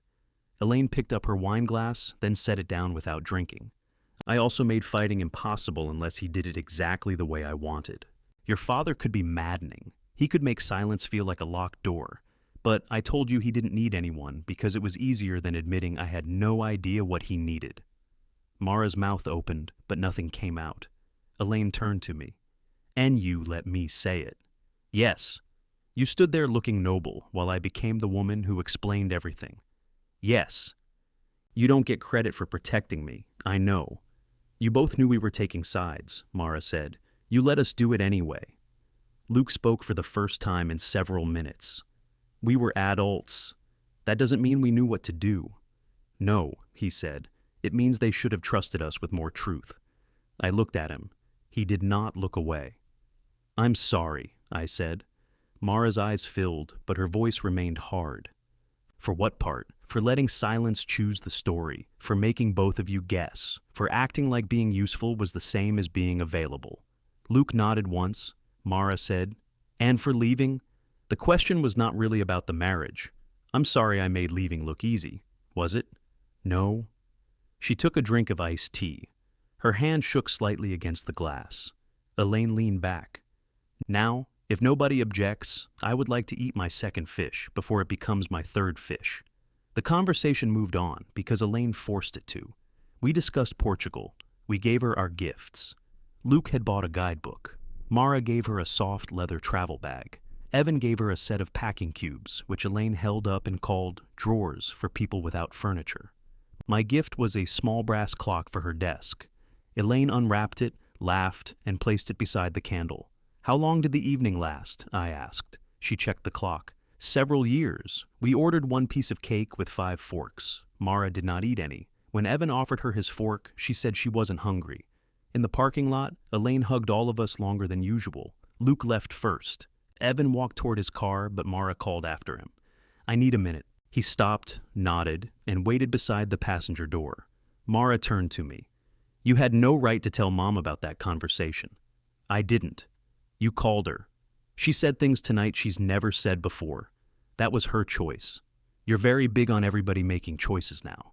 I'm trying to be." She wrapped her arms around herself. The restaurant's red sign washed one side of her face in dull light.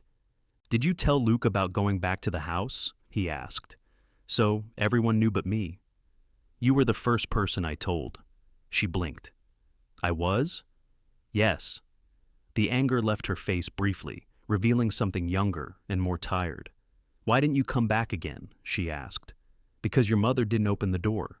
One time." "Yes." "That's nothing." It didn't feel like nothing.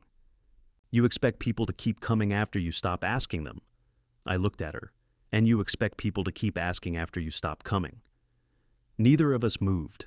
A car backed out nearby, headlights crossing between us. "I don't know how to do this without it becoming another test," she said. "Come have coffee." "At your house?" "Yes." "When?" "Whenever you want." "That's not an invitation. That's office hours. Thursday morning, you have your committee. Friday, I work. Saturday at 10. She looked toward Evan, who stood by the car pretending not to hear. "I'll let you know," she said. It was not a yes. It was not a no. I drove home with the brass clock's empty box on the passenger seat. Mara did not come Saturday. At 10:15, she texted, "Something came up. Rain check." I answered, "All right." I drank the second cup of coffee myself and took the untouched cinnamon rolls to Frank. He ate 2 while criticizing them. For the next week, nobody hosted Sunday dinner. Luke called on Tuesday and talked for 22 minutes without needing anything. Elaine sent photographs of Portugal and asked whether the hills looked aggressively vertical. Evan did not contact me. Mara sent a picture of the repaired kitchen window during a rainstorm. "It still works," she wrote. I replied, "Evan did a good job." She did not answer. I kept working on the dining room. I found a long oak table through a used furniture listing and paid 2 men to deliver it rather than calling Luke or Evan. It was scarred, heavy, and a little too large for the room. I liked it immediately. I placed 6 mismatched chairs around it. Mara's repaired chairs stayed in the garage. The following Sunday, I ate tomato soup alone at the new table. The week after that, Noreen, Frank, and Walter joined me. Luke had plans and declined without apology. I discovered that this did not injure me when I trusted him to come another time. Mara's silence extended from anger into habit. Then, a little after 11 on a Wednesday night, my phone rang. "Dad," she said when I answered. Her voice sounded scraped raw. "I need you to come over." I sat up in bed. "What happened?" "Evan left." My feet found the floor. "Is he safe?" "Yes." "He went to a hotel." "Are you safe?" "I'm fine." "What do you need me to do?" "Talk to him. He listens to you now." There it was, the old job, waiting for me in the dark. "No," I said. She went silent. "I'll listen to you," I said. "But I'm not going to mediate your marriage. I didn't ask you to mediate. You asked me to call your husband and persuade him to come home." He walked out on me. "I'm sorry, that's all?" "No, but I'm not calling him." Her breath broke. "You say you want me to come to you, but when I actually need you, you make rules. I'm not making a rule. What would you call it? A boundary. God, you even sound like him." I stood and turned on the lamp. "If you want to talk," I said, "come here. It's almost midnight. My light is on. You're 40 minutes away." "I know." "You can't come to your own daughter? I have crossed town every time you needed me. Tonight, you can cross it once."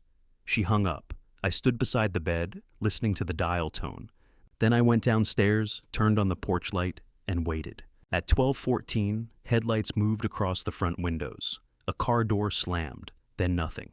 I waited for the bell. It did not ring. I opened the door and found Mara standing on the porch with her arms folded tightly across her chest. She wore black pants, running shoes, and a long gray coat over what looked like a sleep shirt. Her hair was pulled back badly. One side had come loose. "You were just going to leave me out here?" she asked. "I thought you might need a minute. I was deciding whether to go home." "What did you decide?" She looked past me into the house. "Apparently I'm here." I stepped aside. Mara entered as if the floor might object. She had not been inside since the day she brought the chairs. The kitchen had been brown then. The dining room had held a bookcase and 2 boxes I had never unpacked. She noticed everything without admitting she was looking. "The kitchen's blue," she said. "Slate. It's blue. That opinion appears to be unanimous." She touched the back of one of the kitchen chairs, then noticed the opening into the dining room. The light over the long oak table was on. Warm white walls. 6 mismatched chairs. A low bowl in the center holding 3 apples and a lemon I had meant to use. "You finished the room?" "Yes." "You bought a table?" "Yes." "When?" "Last week." She walked in slowly. Her fingertips followed one of the scars in the tabletop. "This is where you had dinner?" "Last Sunday. With them, with Noreen, Frank, and Walter." She looked at the chairs. "And Luke? He had plans. Evan?" "No." Mara nodded as if confirming something. "You really did it." "Did what?" "Built your new table." I leaned against the doorway. "It's just a table. You don't believe that?" "No," I admitted. "I don't." Her face tightened. I went to the stove. "Have you eaten?" "I'm not hungry." That wasn't the question. "Yes." I ate. "When?" "I don't know." "Dinner?" "What did you have?" "Why are you interrogating me about food?" "Because you look pale and it's midnight." She put her purse on the new table. "Evan said you do this." "Do what?" "Turn everything practical. I can turn it emotional if you prefer. You look devastated."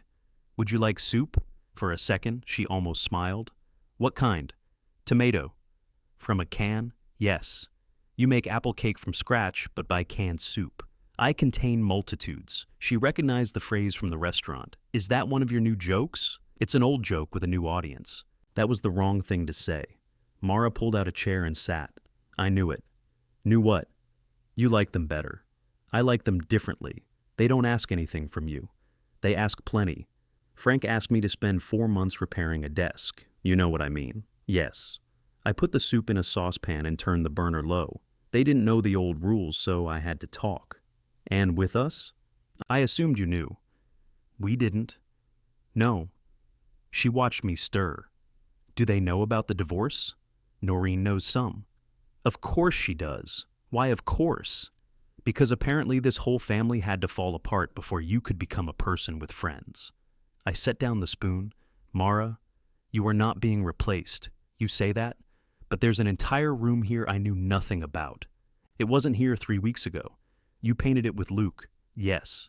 "You repaired a window with Evan. He repaired it. You go hiking with strangers. They're not strangers to me. That's the point." She looked down at the table. Her thumb rubbed one shallow groove in the oak. "At my house," she said. "You don't tell us anything. Here, suddenly everybody knows you. Because they come here." The words were out before I could improve them. Mara stood. "There. That's what this was. You made me drive here so you could say that.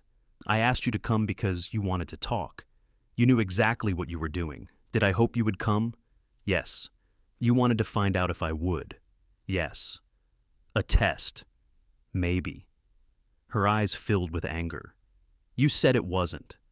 "I was wrong." She grabbed her purse. "Mara?" "No, this is what I mean. You make some calm, reasonable statement, but underneath it, you're keeping score. I have kept score." She stopped. "I counted the months," I said. "I remembered the 7 minutes. I remembered every invitation you turned down. And instead of telling you it hurt, I put each one away. Then you called me distant in front of everyone, and I emptied the drawer. That's a nice speech. It isn't nice. You want credit for admitting it? No. Then what do you want? I want you to stop acting like the score appeared from nowhere." She stared at me. The soup began to bubble. I turned off the burner, though neither of us was likely to eat it. I drove to your house tonight, she said. Yes. 40 minutes after my husband walked out. Yes. And your response is that I should have done it sooner. No, it's what you're thinking. I'm thinking I'm glad you're here. You don't look glad. I don't know what glad is supposed to look like at 12:30 in the morning, while my daughter's marriage is in trouble. Her chin trembled. She looked away. I pulled the chair out across from hers and sat. After a moment, she put her purse down again. What happened with Evan? I asked. He left. I know that part. He said he needed a night where every sentence didn't become evidence. That sounded familiar enough that I said nothing. Mara noticed. Go ahead. I didn't say anything. That face did. What face? The one where you've decided not to say the thing because you're being mature. I don't know what you want me to say. Tell me he's wrong. Is he? She sat back as if I had pushed her. You don't know anything about our marriage. You're right. But you'll still take his side. I'm not taking his side. You asked if he was wrong. I asked you. She folded her arms. We were talking about Christmas. It was October. What about Christmas? He wants to go to his sister's this year. Do you? No. We went there 2 years ago. What did you tell him? That my family always does Christmas together. Do they? We have for years. Was I consulted? She stared at me. This isn't about you. You're right. Sorry. He said we could spend Christmas Day with his sister and do Christmas Eve with us. I told him Mom would be alone. Elaine has been invited to Portugal by a woman from her fitness class. What? She told me yesterday. She didn't tell me. Perhaps she knew how you'd respond. Mara stood again and walked to the kitchen window. Everybody is suddenly hiding things from me. Maybe they're afraid every plan will be judged by how it affects you. She turned. Whose side are you on? I thought of Evan saying he lived in the middle of that sentence. Mine, I said. What does that mean? It means I won't lie to you so you'll feel supported. It also means I won't call Evan and repeat anything you say tonight. He said I control everything. Do you? I plan things. That wasn't the question. Somebody has to. Does somebody? Yes. What happens if they don't? Nothing happens. Sometimes nothing is allowed to happen. That sounds profound and means nothing. It means you can have soup at 12:45 without planning it. She looked at the saucepan. I'm not hungry, she said. Neither am I. I poured 2 bowls anyway. We ate at the long table. The soup was too sweet. Mara dipped the edge of a piece of toast into it and let it go soggy. After several minutes, she said, I told him if being married to me was so exhausting, he should leave. I looked at her. He said, Okay, she continued. He packed a bag and left. Did you expect him to? No. Did you want him to? No. What did you want? I wanted him to tell me it wasn't exhausting. The room felt smaller. Your mother told me not to come back, I said. She wanted me to prove I wouldn't leave. And you left. Yes. So, now you think Evan will too. I don't know what Evan will do. Did you want Mom to come after you? Yes. Did you punish her because she didn't? I considered the question. For years, I said. Mara looked down at her soup. Quietly, I added, which let me feel superior. She gave a wet, unwilling laugh. Then she covered her eyes with one hand. I don't want to be like that. You're not your mother. She would disagree. You're also not me. That's less comforting than you think. She began crying in earnest. I moved to the chair beside her, but did not touch her until she leaned into me. Then I put my arm around her shoulders. She was 37. She was sharp, demanding, funny, generous when generosity did not require uncertainty, and frightened by any door she could not control. She was my daughter, not a version of an argument I had already lost. I don't know what to do, she said. You don't have to do it tonight. What if he doesn't come back? I don't know. Can you say something else? I could, but it wouldn't be true. She cried harder, then pulled away and wiped her face with a paper napkin. This is why people hate talking to you. I know. No, you don't. Probably not. Her phone lit up on the table. Evan. She turned it over. Tell him you're safe, I said. You said you wouldn't tell me what to do. I said I wouldn't fix it. I'm still allowed opinions. She turned the phone back and typed. I'm at Dad's. I'm safe. We can talk tomorrow. She showed me before sending it. You don't need my approval, I know. She sent it anyway. When she stood to take her bowl to the sink, she saw the open garage door. I had left the light on. The repaired chairs were against the far wall. Mara walked toward them and stopped. They're still here. Yes.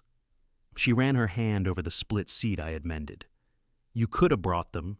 Yes. I could have come. Yes. She looked at me. I hated this house.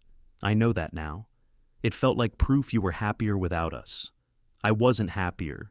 You built a workshop the first month. I needed somewhere to put my hands. Her fingers remained on the chair back. Do you want me to take them? She asked. They're yours. That wasn't my question. I looked at the two chairs and then at her. No, I said. Not tonight. She nodded. At 2:15, I offered her the guest room. I can drive home. You can.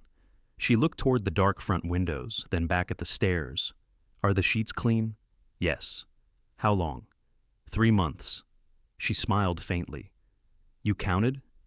I remembered. She went upstairs. For the first time since I moved into the house, someone I loved slept beneath my roof because she wanted to stay.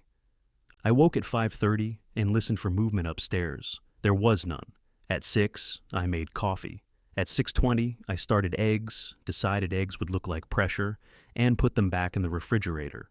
At 6:40, I took out bread for toast, then wondered whether toast implied I expected her to stay for breakfast. By 7, my kitchen looked as though I had begun preparing 3 different meals and lost interest in all of them. Mara came downstairs at 7:15, wearing the same clothes and carrying her shoes. Her hair was down now, flattened on one side. Were you robbed? She asked. I was considering breakfast. By taking everything out? I like options. She put her shoes beside the door and sat at the table. Coffee. I poured her a cup. She added milk, tasted it, and made a face. This is strong. You were awake at 2. I was still awake at 4. So was I. You didn't have to be. There was a person in my guest room. You say that like you found me there? I'm not used to it. She looked toward the stairs. I didn't know you had a guest room. It has a bed and no one in it. The definition was unavoidable. The sheets smelled like a closet. They were clean. I didn't say they weren't. 3 months. She smiled into her coffee. You're going to ruin that joke? Already have. Her phone was on the table between us. It had not made a sound, but she kept looking at it. Did Evan answer? I asked. At 2:40. What did he say? She turned the screen toward me. Glad you're safe. I need some time. We can talk tonight. What does that mean? She asked. It means he's glad you're safe, needs some time, and can talk tonight. Thank you, Dad. You asked. Does he mean he's staying at the hotel? Probably. For how long? I don't know. Do you think he wants a divorce? I don't know. Her mouth tightened. You really won't tell me anything comforting. I could tell you one night in a hotel is not a divorce. Is that comforting? Depends on the hotel. She looked at me over the rim of her cup. I'm sorry, I said. No, you're not. Not entirely. She set the phone down. Should I go there? To the hotel? Yes. Did he tell you where he is? I can find out. That wasn't the question. She rubbed both hands over her face. I hate when you do that. Then don't go. Now you're telling me what to do. No, I'm telling you my opinion. What if he thinks I don't care? He asked for time. What if that's another test? Then the two of you have worse problems than one night apart. She leaned back, offended. I put bread in the toaster. After a moment, she said, I know what I do. I waited. I push until people say the thing I think they mean. Do they usually mean it? Sometimes. And the rest of the time? They do by the end. The toaster popped. I set 2 plates on the table and opened the butter. Mara watched me. That sounded terrible. It sounded honest. You're enjoying this. Watching you discover self-awareness? A little. She threw a paper napkin at me. We ate toast. I scrambled the eggs after all. Mara found hot sauce in the refrigerator and complained that it had expired. I told her hot sauce was immortal. She checked the date, used it anyway, and put the bottle back in a different place. When she carried her plate to the sink, she noticed the old photograph on the counter. She picked it up. You kept this? It was behind the bookcase. That wasn't what I asked. I deserved that. Yes, I said. She looked at the 4 of us outside the seafood restaurant. I remember this night. What were you looking at? Luke was trying to steal a lobster decoration from the roof. He was 30. He said that made it performance art. I don't remember that. You were arguing with Mom. I studied the picture. We weren't arguing. You were doing that quiet thing. Mom asked whether you wanted to go somewhere else after dinner, and you said it didn't matter. Then she said everything mattered to her because nothing mattered to you. That sounds like us. You drove home alone. I don't remember. I do. She put the photograph down. You didn't only become distant after the divorce. No, neither did I. I waited for her to continue. She ran one finger along the edge of the frame. I stopped coming here because I hated how quiet it was. You never stayed long enough for it to get loud. I know. You could have brought noise. She looked around my kitchen. At my house, I know what to do with you. There's always something to carry or fix. Here, I'm a guest. You're my daughter. That doesn't tell me where to sit. Any chair? You know what I mean? Yes. She folded her arms, then unfolded them. Here I might have to ask how you are. I'd probably say fine. Exactly. I'm trying not to. You tried last night. So did you. Her phone buzzed. She snatched it up, then seemed embarrassed by how quickly she had moved. It was Elaine asking if she wanted to have lunch. Mara stared at the message. Are you going to tell her? I asked. What? That Evan left? I don't know. You don't have to decide now. She'll ask questions. Yes, she'll blame herself. Probably, she'll blame you. Also possible, she'll tell Luke. Almost certain. Mara sat again. I don't want everyone involved. Then don't involve everyone. I called you. I'm not everyone. She looked at me for a long moment. No, she said. You're not. She left at 8:30. At the front door, I asked whether she wanted to take the dining chairs. Do you want me to? Not as proof of anything. That isn't an answer. I don't know. She nodded. Then they can stay. She walked to her car, stopped, and turned back. Thank you for not calling Evan. You're welcome. And for the soup, it was from a can. That's why I thanked you. She drove away. I did not hear from her until that evening. We talked, she wrote. He's staying away a few days. I'm not telling everyone yet. I answered. All right. 3 dots appeared, disappeared, then returned.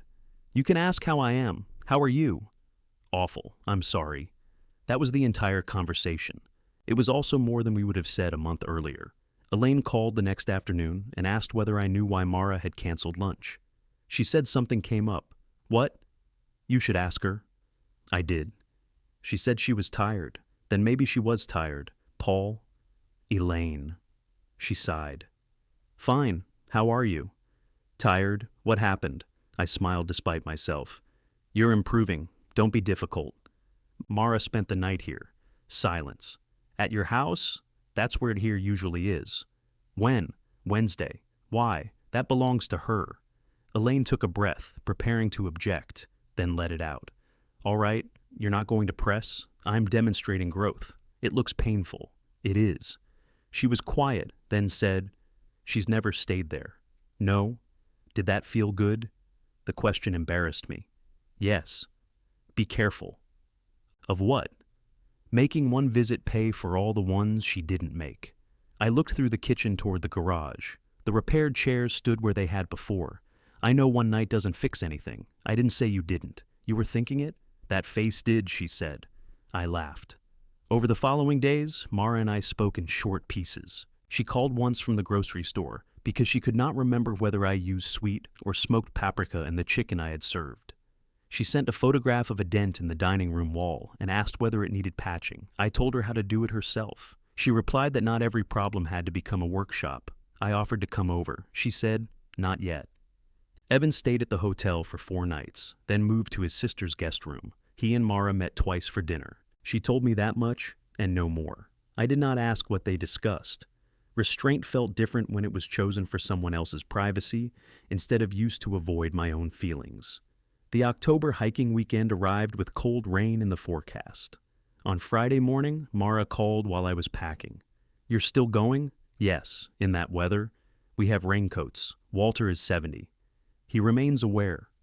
What if I need you? The question stopped me. Do you expect to? No. Is something happening with Evan? No. We're talking Sunday. I'll be home Sunday afternoon. You don't have to report to me. You asked. I asked if you were still going. I sat on the edge of the bed. Do you want me to stay? The line was silent. No, she said finally. I want to know whether you would. I would if you needed me. How would I prove I needed you? You wouldn't. She made a small sound that might have been a laugh. That's a dangerous policy. I'll review it annually. She told me to have a good trip. The four of us drove north in Walter's station wagon, which smelled faintly of wet wool before any of us got wet. Frank complained about the music. Noreen complained about Frank. Walter missed the exit while defending a jazz pianist and added 23 minutes to the drive. The trail cabins were plain wooden boxes with narrow beds and no reliable heat. Noreen handed me a broom when we arrived. "You're good at being useful," she said. "Make yourself beloved." I swept the floor. The next morning, rain moved through the trees in silver sheets. We hiked anyway. Frank walked ahead too fast. Walter stopped every few minutes to identify birds none of us could see. Noreen and I fell behind on a steep section where roots crossed the trail like knuckles. "You look happy," she said. "I'm wet, not mutually exclusive." We climbed in silence for a while. Then she said, "How's your daughter? Her marriage is in trouble. Does she want your help?" She wanted me to fix it. And I said no. "Good. You agree?" "I agree you can't fix a marriage from your garage." We stepped over a fallen branch. "She came to my house," I said. Noreen smiled. "There it is." "What?" "The part you wanted to tell me." She stayed. "Good." She left the chairs. Noreen stopped walking. "What chairs?" I explained. By the time I finished, Frank and Walter had disappeared around the bend. Noreen adjusted the hood of her raincoat. "You know those chairs are becoming ridiculous. They're furniture. They're a shrine to your grievance." I offered them. After telling her to cross town and retrieve them, they belong to her, then deliver them. That would be going back to the old pattern. No. Fixing them without saying you were hurt was the old pattern. Refusing to move them because you enjoy what they prove is a new version of the same silence. Rain ran from the edge of her hood. "I don't enjoy it," I said, then stopped polishing the wound. She walked ahead. I remained beside the fallen branch longer than necessary. When I got home Sunday, Mara's chairs were still in the garage. I stood between them, cold and tired, with mud dried on my boots. Then I carried one into the dining room and placed it at the long table. The second one went beside it. My phone rang before I could decide whether that counted as progress. It was Mara. "Evan came home," she said. "For good?" "We don't know yet. How are you?" "Terrified." "I'm sorry." She took a breath. "I'm making dinner next Sunday." I looked at the two chairs beneath the warm light. "Is that an invitation?" I asked. "Yes," she said. "Just an invitation." At 4:30 Sunday afternoon, Mara sent me a message. "Dinner is at 6. You can come early if you want, but you don't have to. I could use help, but I'm not assigning you a job. This is already too long. 6 is fine. I read it twice. I'll come at 5:30, I wrote. "What kind of help?" She answered, "Emotional support for a chicken." I arrived at 5:34 with bread and a bottle of wine. Mara opened the door, wearing an apron over black pants and a blue sweater. Her hair was tied back neatly. The house smelled of rosemary and something beginning to burn. "You're late," she said. 4 minutes. I'm kidding. You should mark those." I smiled. Could have been gas. She took the bread from me and stepped aside. The kitchen window was open despite the cold. Evan stood at the counter peeling carrots. He looked thinner than he had 3 weeks earlier, or maybe just more tired. A small duffel bag sat near the stairs. I pretended not to notice it. "Hey, Paul," he said. "Window still works, so far." Mara opened the oven and a cloud of smoke rolled out. "It's the drippings," she said. "I didn't accuse the chicken. It's browning too fast." I looked into the pan. The skin was nearly black over one breast and pale near the legs. "Did you turn it?" The recipe didn't say to. Most recipes assume an ongoing relationship with the chicken. She handed me the oven mitts, then pulled them back. "No. Tell me what to do. Turn the pan, cover the dark side with foil, check the temperature near the thigh." She did each step herself. The thermometer read 134. "That's not done?" "No. Dinner is in 20 minutes. It can rest while people have salad. People don't want salad. People have survived it." She looked at Evan. "Do we have enough salad?" "We have enough salad for a much larger crisis." Mara breathed out. "Okay." I poured wine. She took half a glass, then left it beside the stove untouched. Elaine arrived at 5:58, carrying flowers in a paper bag. "What's in the bag?" Mara asked. Crackers. Why? I heard there was chicken.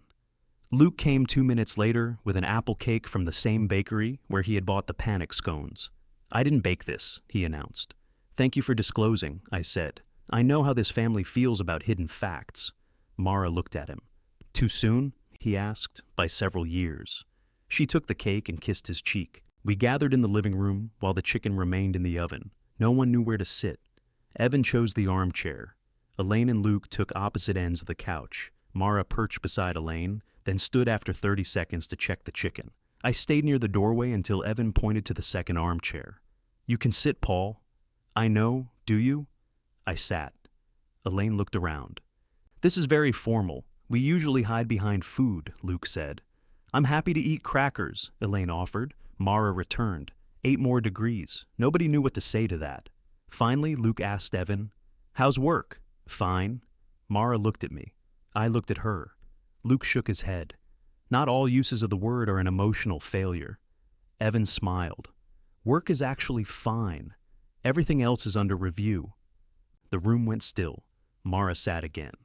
We should probably say something before everybody spends the evening pretending not to know. You don't owe us details, I said. I know. She took Evan's hand. He let her, though his fingers did not close around hers immediately. We're not fixed, she said. We're not even sure what fixed would look like. Evan came home because we agreed that walking out every time one of us says something terrible is not a system. I also came home because my sister's guest bed is a medieval punishment, Evan said. Mara's mouth moved at one corner. We're talking to someone, she continued. Together, that's all I'm saying. Elaine looked relieved. Good. Mara raised one finger. And no one gets to take credit. Elaine closed her mouth. Or blame, Mara added. Luke lifted both hands. I have achieved nothing. Evan's fingers finally closed around Mara's. The oven timer rang. The chicken had reached the correct temperature, but looked as though it had survived a small house fire. Mara carried it to the counter and stared. It's ruined. It's cooked, I said. The skin is black. On one side, people eat all sides. Not at once. Evan took a knife and cut into the thigh. Clear juice ran onto the board. Looks good. You're being supportive. I'm being hungry. Mara's face tightened the way it did, when reality failed to match the picture she had prepared. I expected her to begin apologizing, recarving, and explaining. Instead, she set down the knife. I'm ordering pizza. Elaine held up the crackers. I prepared for this. We ate salad and garlic crackers while waiting for 2 pizzas. The chicken rested under foil, demoted, but not discarded. When the delivery arrived, Mara put the boxes directly on the table rather than transferring the slices to plates. It was the least controlled dinner she had ever hosted. It was also the easiest. Luke got sauce in his beard. Elaine ate the burned chicken skin and said it was the best part. Evan opened the kitchen window after the smoke alarm chirped once, and Mara did not blame him for the smoke. At one point, everyone spoke at the same time. No one apologized. I watched Mara laugh at something Luke said. The sound was not careful. For a moment, she looked like the woman in the old photograph, distracted by something outside the frame. She caught me looking. What? She asked. Nothing. Her smile faded. I corrected myself. You look happy. I am, for approximately 7 seconds. That counts. It's not a spreadsheet. I can make it one. There he is, Elaine said. After dinner, Mara brought out the apple cake. She cut 6 pieces, though. There were only 5 of us noticed, and placed the extra slice on a small plate. For tomorrow, she said. Nobody interpreted it. Elaine asked about the hiking weekend. I told them about the rain, Walter's missed exit, and the bird he had identified by sound before Noreen pointed out it was Frank's phone alarm. Luke wanted to see pictures. I passed him my phone. Mara leaned toward him, but did not take it. Luke handed the phone to her. She scrolled through photographs of wet trees, muddy boots, the cabin, and Frank standing beside a trail sign he had insisted was wrong. You look happy, she said. I was. She handed the phone back. It looks awful. It was. Both? Both. Elaine cleared her throat.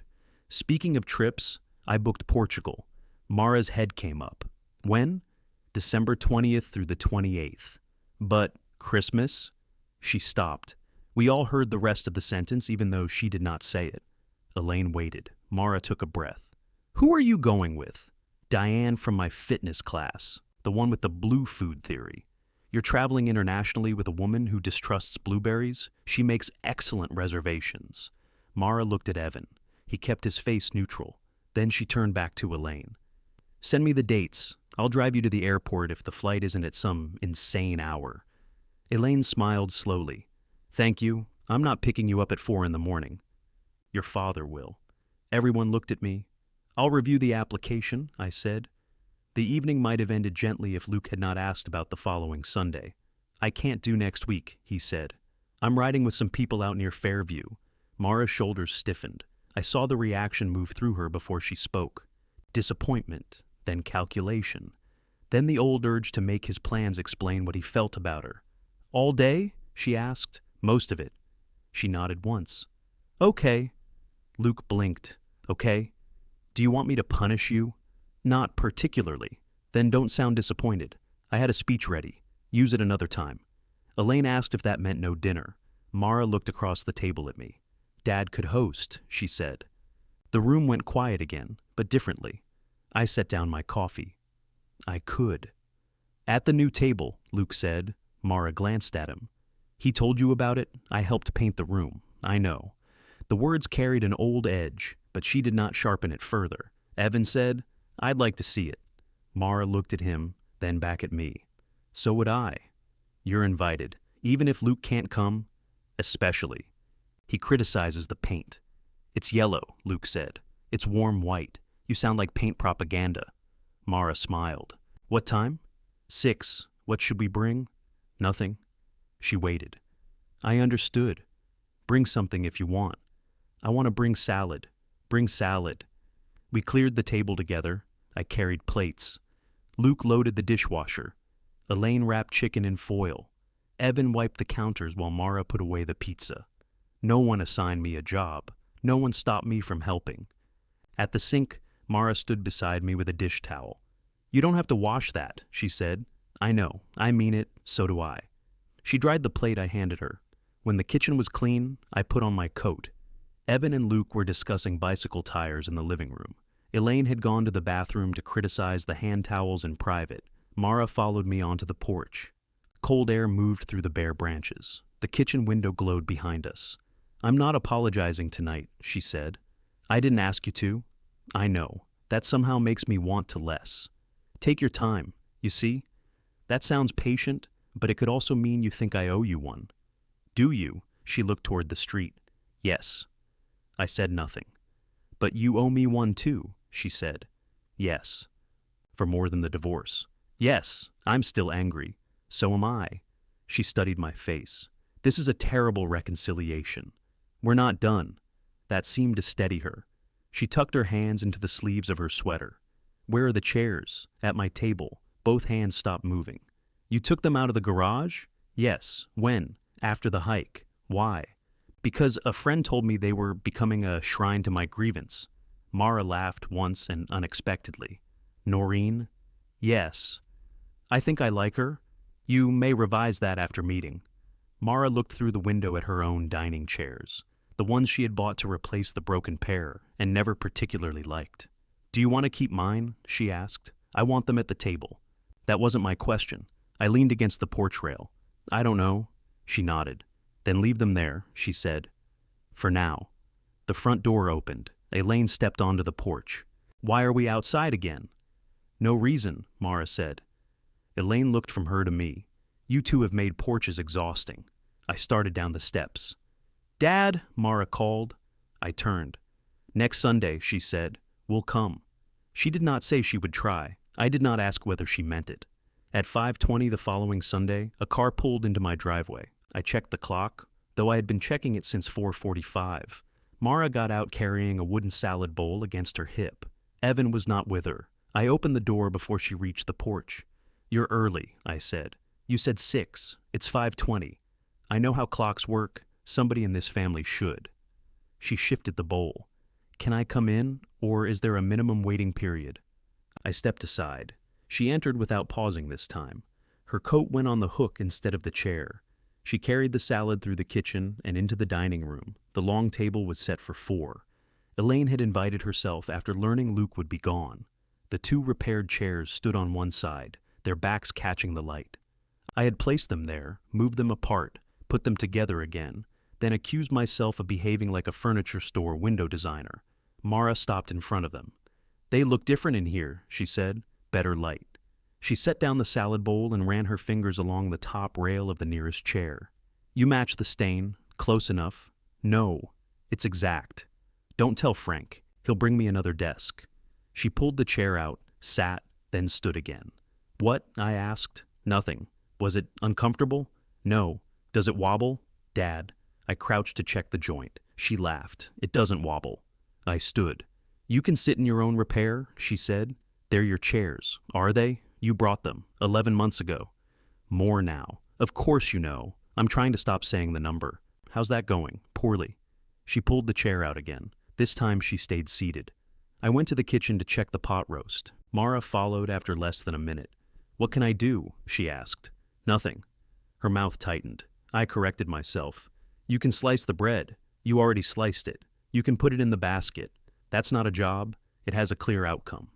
She arranged the bread in the basket, turning every other slice the opposite direction. "Evan's coming at 6, she said. "He had an appointment." "All right." "We're still sleeping in the same room." I didn't ask. "I know. It's unnerving." "How's it going?" "Badly? Better?" "Both." "That seems possible." She carried the bread to the table and returned with no reason to. I opened a drawer and took out serving spoons. "Dad?" "Yes?" "I didn't come early to help." "All right. I did come to help. But that isn't why." I closed the drawer. She leaned against the counter, looking at the floor. "I've been practicing an apology," she said. "That sounds dangerous. It sounds fake every time. Then don't practice. I don't know how to do it without explaining why I did everything. You can't explain. Then it becomes a defense. Sometimes there's overlap." She looked at me. "See, that? Why couldn't you say things like that 10 years ago?" I was saving material. She smiled, but only briefly. "I was cruel at dinner," she said. "The first dinner. I had been angry with you for months, and I didn't tell you. What were you angry about?" "Everything. Nothing. You didn't call enough, but when you called, I was busy. You didn't tell me things, but I didn't ask because I assumed you'd say fine. You seemed perfectly happy coming here and leaving early. I wasn't perfectly happy. I know that now." The roast bubbled softly behind the oven door. Mara folded her arms. "The lake weekend was supposed to fix it." "You planned a weekend to fix us?" "I thought if we were all in one place, we'd feel like a family again." "You chose the place and date without asking anyone." "Because if I asked, everybody would have an excuse. Luke had a conference." "I know. I had plans." "I know. Your mother is planning Portugal with a woman who fears blue food." "I know." She exhaled. "I wanted the picture before I knew who could stand in it. That was good enough that I waited. When you didn't immediately say yes," she continued, "I felt rejected. So I said you were distant before you could make me feel like I was the one who hadn't tried. You had tried, not with you, around you." I leaned back against the sink. "What you said wasn't entirely wrong," I told her. Her eyes narrowed. "This is my apology." "I know. You're interrupting it. I don't want an apology built on me being innocent." She glanced toward the dining room. "You were distant," she said. "Yes. You could sit at my table and make it feel like you'd already gone home." "I know. You answered questions like they were traps." "Sometimes they felt like traps. Because Mom asked them that way?" "Sometimes." "I'm not her." "I know." "You treated me like I was?" "Yes." The word hurt her. It also seemed to let her breathe. "I'm sorry," I said. "I made you inherit arguments you didn't start." I thought being calm meant I wasn't putting pressure on anyone. Really, I was making all of you cross the last 10 feet, and then judging you when you didn't. "Luke said that?" "Yes, he's annoyingly insightful now." "It may pass." She picked at a loose thread on her sleeve. "I'm sorry I called you distant in front of everyone," she said. "I was trying to make the room agree with me before you had a chance to answer. It worked for a minute. I'm sorry I hadn't visited. I'm sorry I counted instead of calling. You did call, not to say it mattered. No, I'm also sorry about the chairs." She looked toward them. "For not delivering them? For making them into proof. I made them proof too." "How?" "I kept not getting them. Why?" "At first I forgot. Then you sent the picture, And I thought you'd bring them on Sunday. I thought you'd come. I know. After that, every week made it more awkward. Eventually, picking them up would have meant admitting how long it had been. So, you left them. So did you. We stood on opposite sides of the kitchen, neither of us able to claim the cleaner version. The doorbell rang. Mara looked at the clock. That'll be Evan. It was Elaine. She walked in carrying wine and a small flowering plant. This is for the new room, she said. It needs sunlight, I told her. It needs appreciation. I can offer one of those. She handed the plant to Mara. Put this somewhere your father won't kill it. Mara carried it to the dining room and placed it in the center of the table. Elaine looked from me to her. Did I interrupt something? Yes, Mara said. No, I said. Elaine removed her coat. Good. I'm pleased we've returned to normal. Evan arrived 10 minutes later carrying a package of brioche rolls. Mara stared at them. He held up one hand. Your father said I should bring something if I wanted. They already have bread, she said. I panicked. I took the package. Continuity. We ate at 6:15. The roast was tender, the potatoes were slightly underdone, and Mara's salad contained dried cranberries that Elaine picked out and lined along the edge of her plate. Are cranberries blue food? Evan asked. They're suspiciously close, Elaine said. Luke called halfway through dinner. Wind rushed through his phone, and he sounded tired and happy. I'm still 20 miles out, he said. Don't wait for me. We started without you, Mara told him. There was a pause. Are you mad? He asked. No. Are you sure? Yes. Can you say it with more warmth? Ride your bicycle, Luke. Love you too. She disconnected and shook her head, but she was smiling. Evan asked about the long table. Dad found it online, Mara said. I looked at her. What? She asked. Nothing. You can say you're surprised I know. I'm surprised you know, Luke told me. Congratulations to Luke, Evan said. Mara kicked him lightly beneath the table. Elaine traced one of the scratches in the oak. How many people does it seat? 8 if they like one another, I said. 6 if they don't. So 5 is ideal, Evan said. Mara looked at the empty place where Luke might have sat. We don't all have to be here every time, she said. No one answered immediately. She glanced around. Was that too profound? It means nothing, I told her. She laughed. After dinner, Elaine asked whether the Thursday committee would be joining us one Sunday. If Paul invites us, Mara said. The pronoun was small, but I noticed it. I could invite everyone next month. Will Noreen interrogate me? Mara asked. Yes. Good. That wasn't a recommendation. Elaine turned to Mara. You'll like her? She tells your father when he's being impossible. I've been doing that for years. Your methods differ. Evan leaned back with his coffee. Can we hire her? Mara looked at him. He held her gaze. Then she said, hourly or full-time? He smiled. It did not mean their marriage was fixed. It meant the joke had crossed the space between them and arrived intact. When we cleared the table, Mara carried the extra bread to the kitchen. Evan loaded the dishwasher. Elaine dried glasses, though she inspected each one afterward as if I had washed it incorrectly in advance. I wrapped 2 portions of roast for Luke. 1, Mara said. He'll eat 2. 1 portion. Make him come if he wants more. She froze. So did I. The old sentence hung there. Make him come. Mara closed her eyes. That came out wrong. Yes, I meant he can get his own food. I know. Don't turn it into evidence. I wasn't going to. You made a face. My face makes poor decisions. From the dishwasher, Evan said. Mine too. Mara opened the refrigerator and took out another container. Give him 2, she said, but tell him I'm not delivering them. I laughed. Elaine left first. Evan carried the salad bowl to their car, giving Mara and me a minute without announcing that he was doing it. She stood beside the repaired chairs. I want them to stay here, she said. Both? Yes. You don't want them back? I bought replacements. You don't like the replacements. I'll live. I rested my hand on the nearest chair back. Why here? So I know where to sit. The answer was simple enough to trust. All right. She slipped on her coat. At the restaurant, she said, I told you I didn't know how to do this without it being another test. Yes. Did tonight feel like a test? Parts. Which parts? The salad. She stared at me. Dried cranberries, I said. Aggressive. I'm serious. So am I. Dad. I looked toward the kitchen, where 2 portions of roast waited for Luke and an unnecessary package of brioche rolls sat beside the bread box. "No," I said. It didn't feel like a test. She nodded. "It felt like work," I added. Her face fell slightly. "Good work," I said. "The kind where something exists afterward." She looked at the table. "A dinner?" "A next dinner." She hugged me before leaving. It was not the careful embrace she gave me at holidays, one arm occupied by a purse and her face already turned toward the next person. She put both arms around me and stayed long enough that I had to decide what to do with my hands. I held her. Sunday dinners began rotating after that. Not perfectly. Mara canceled one at the last minute because she and Evan had argued.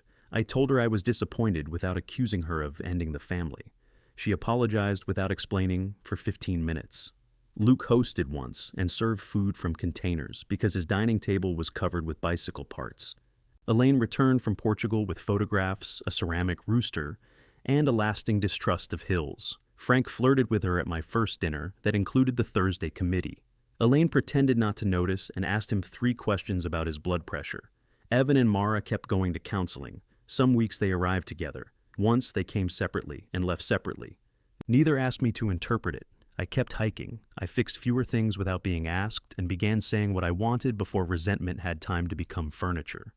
Mara still preferred her house.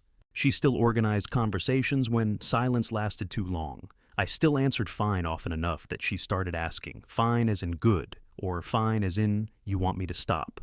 Sometimes I told her to stop. Sometimes I answered.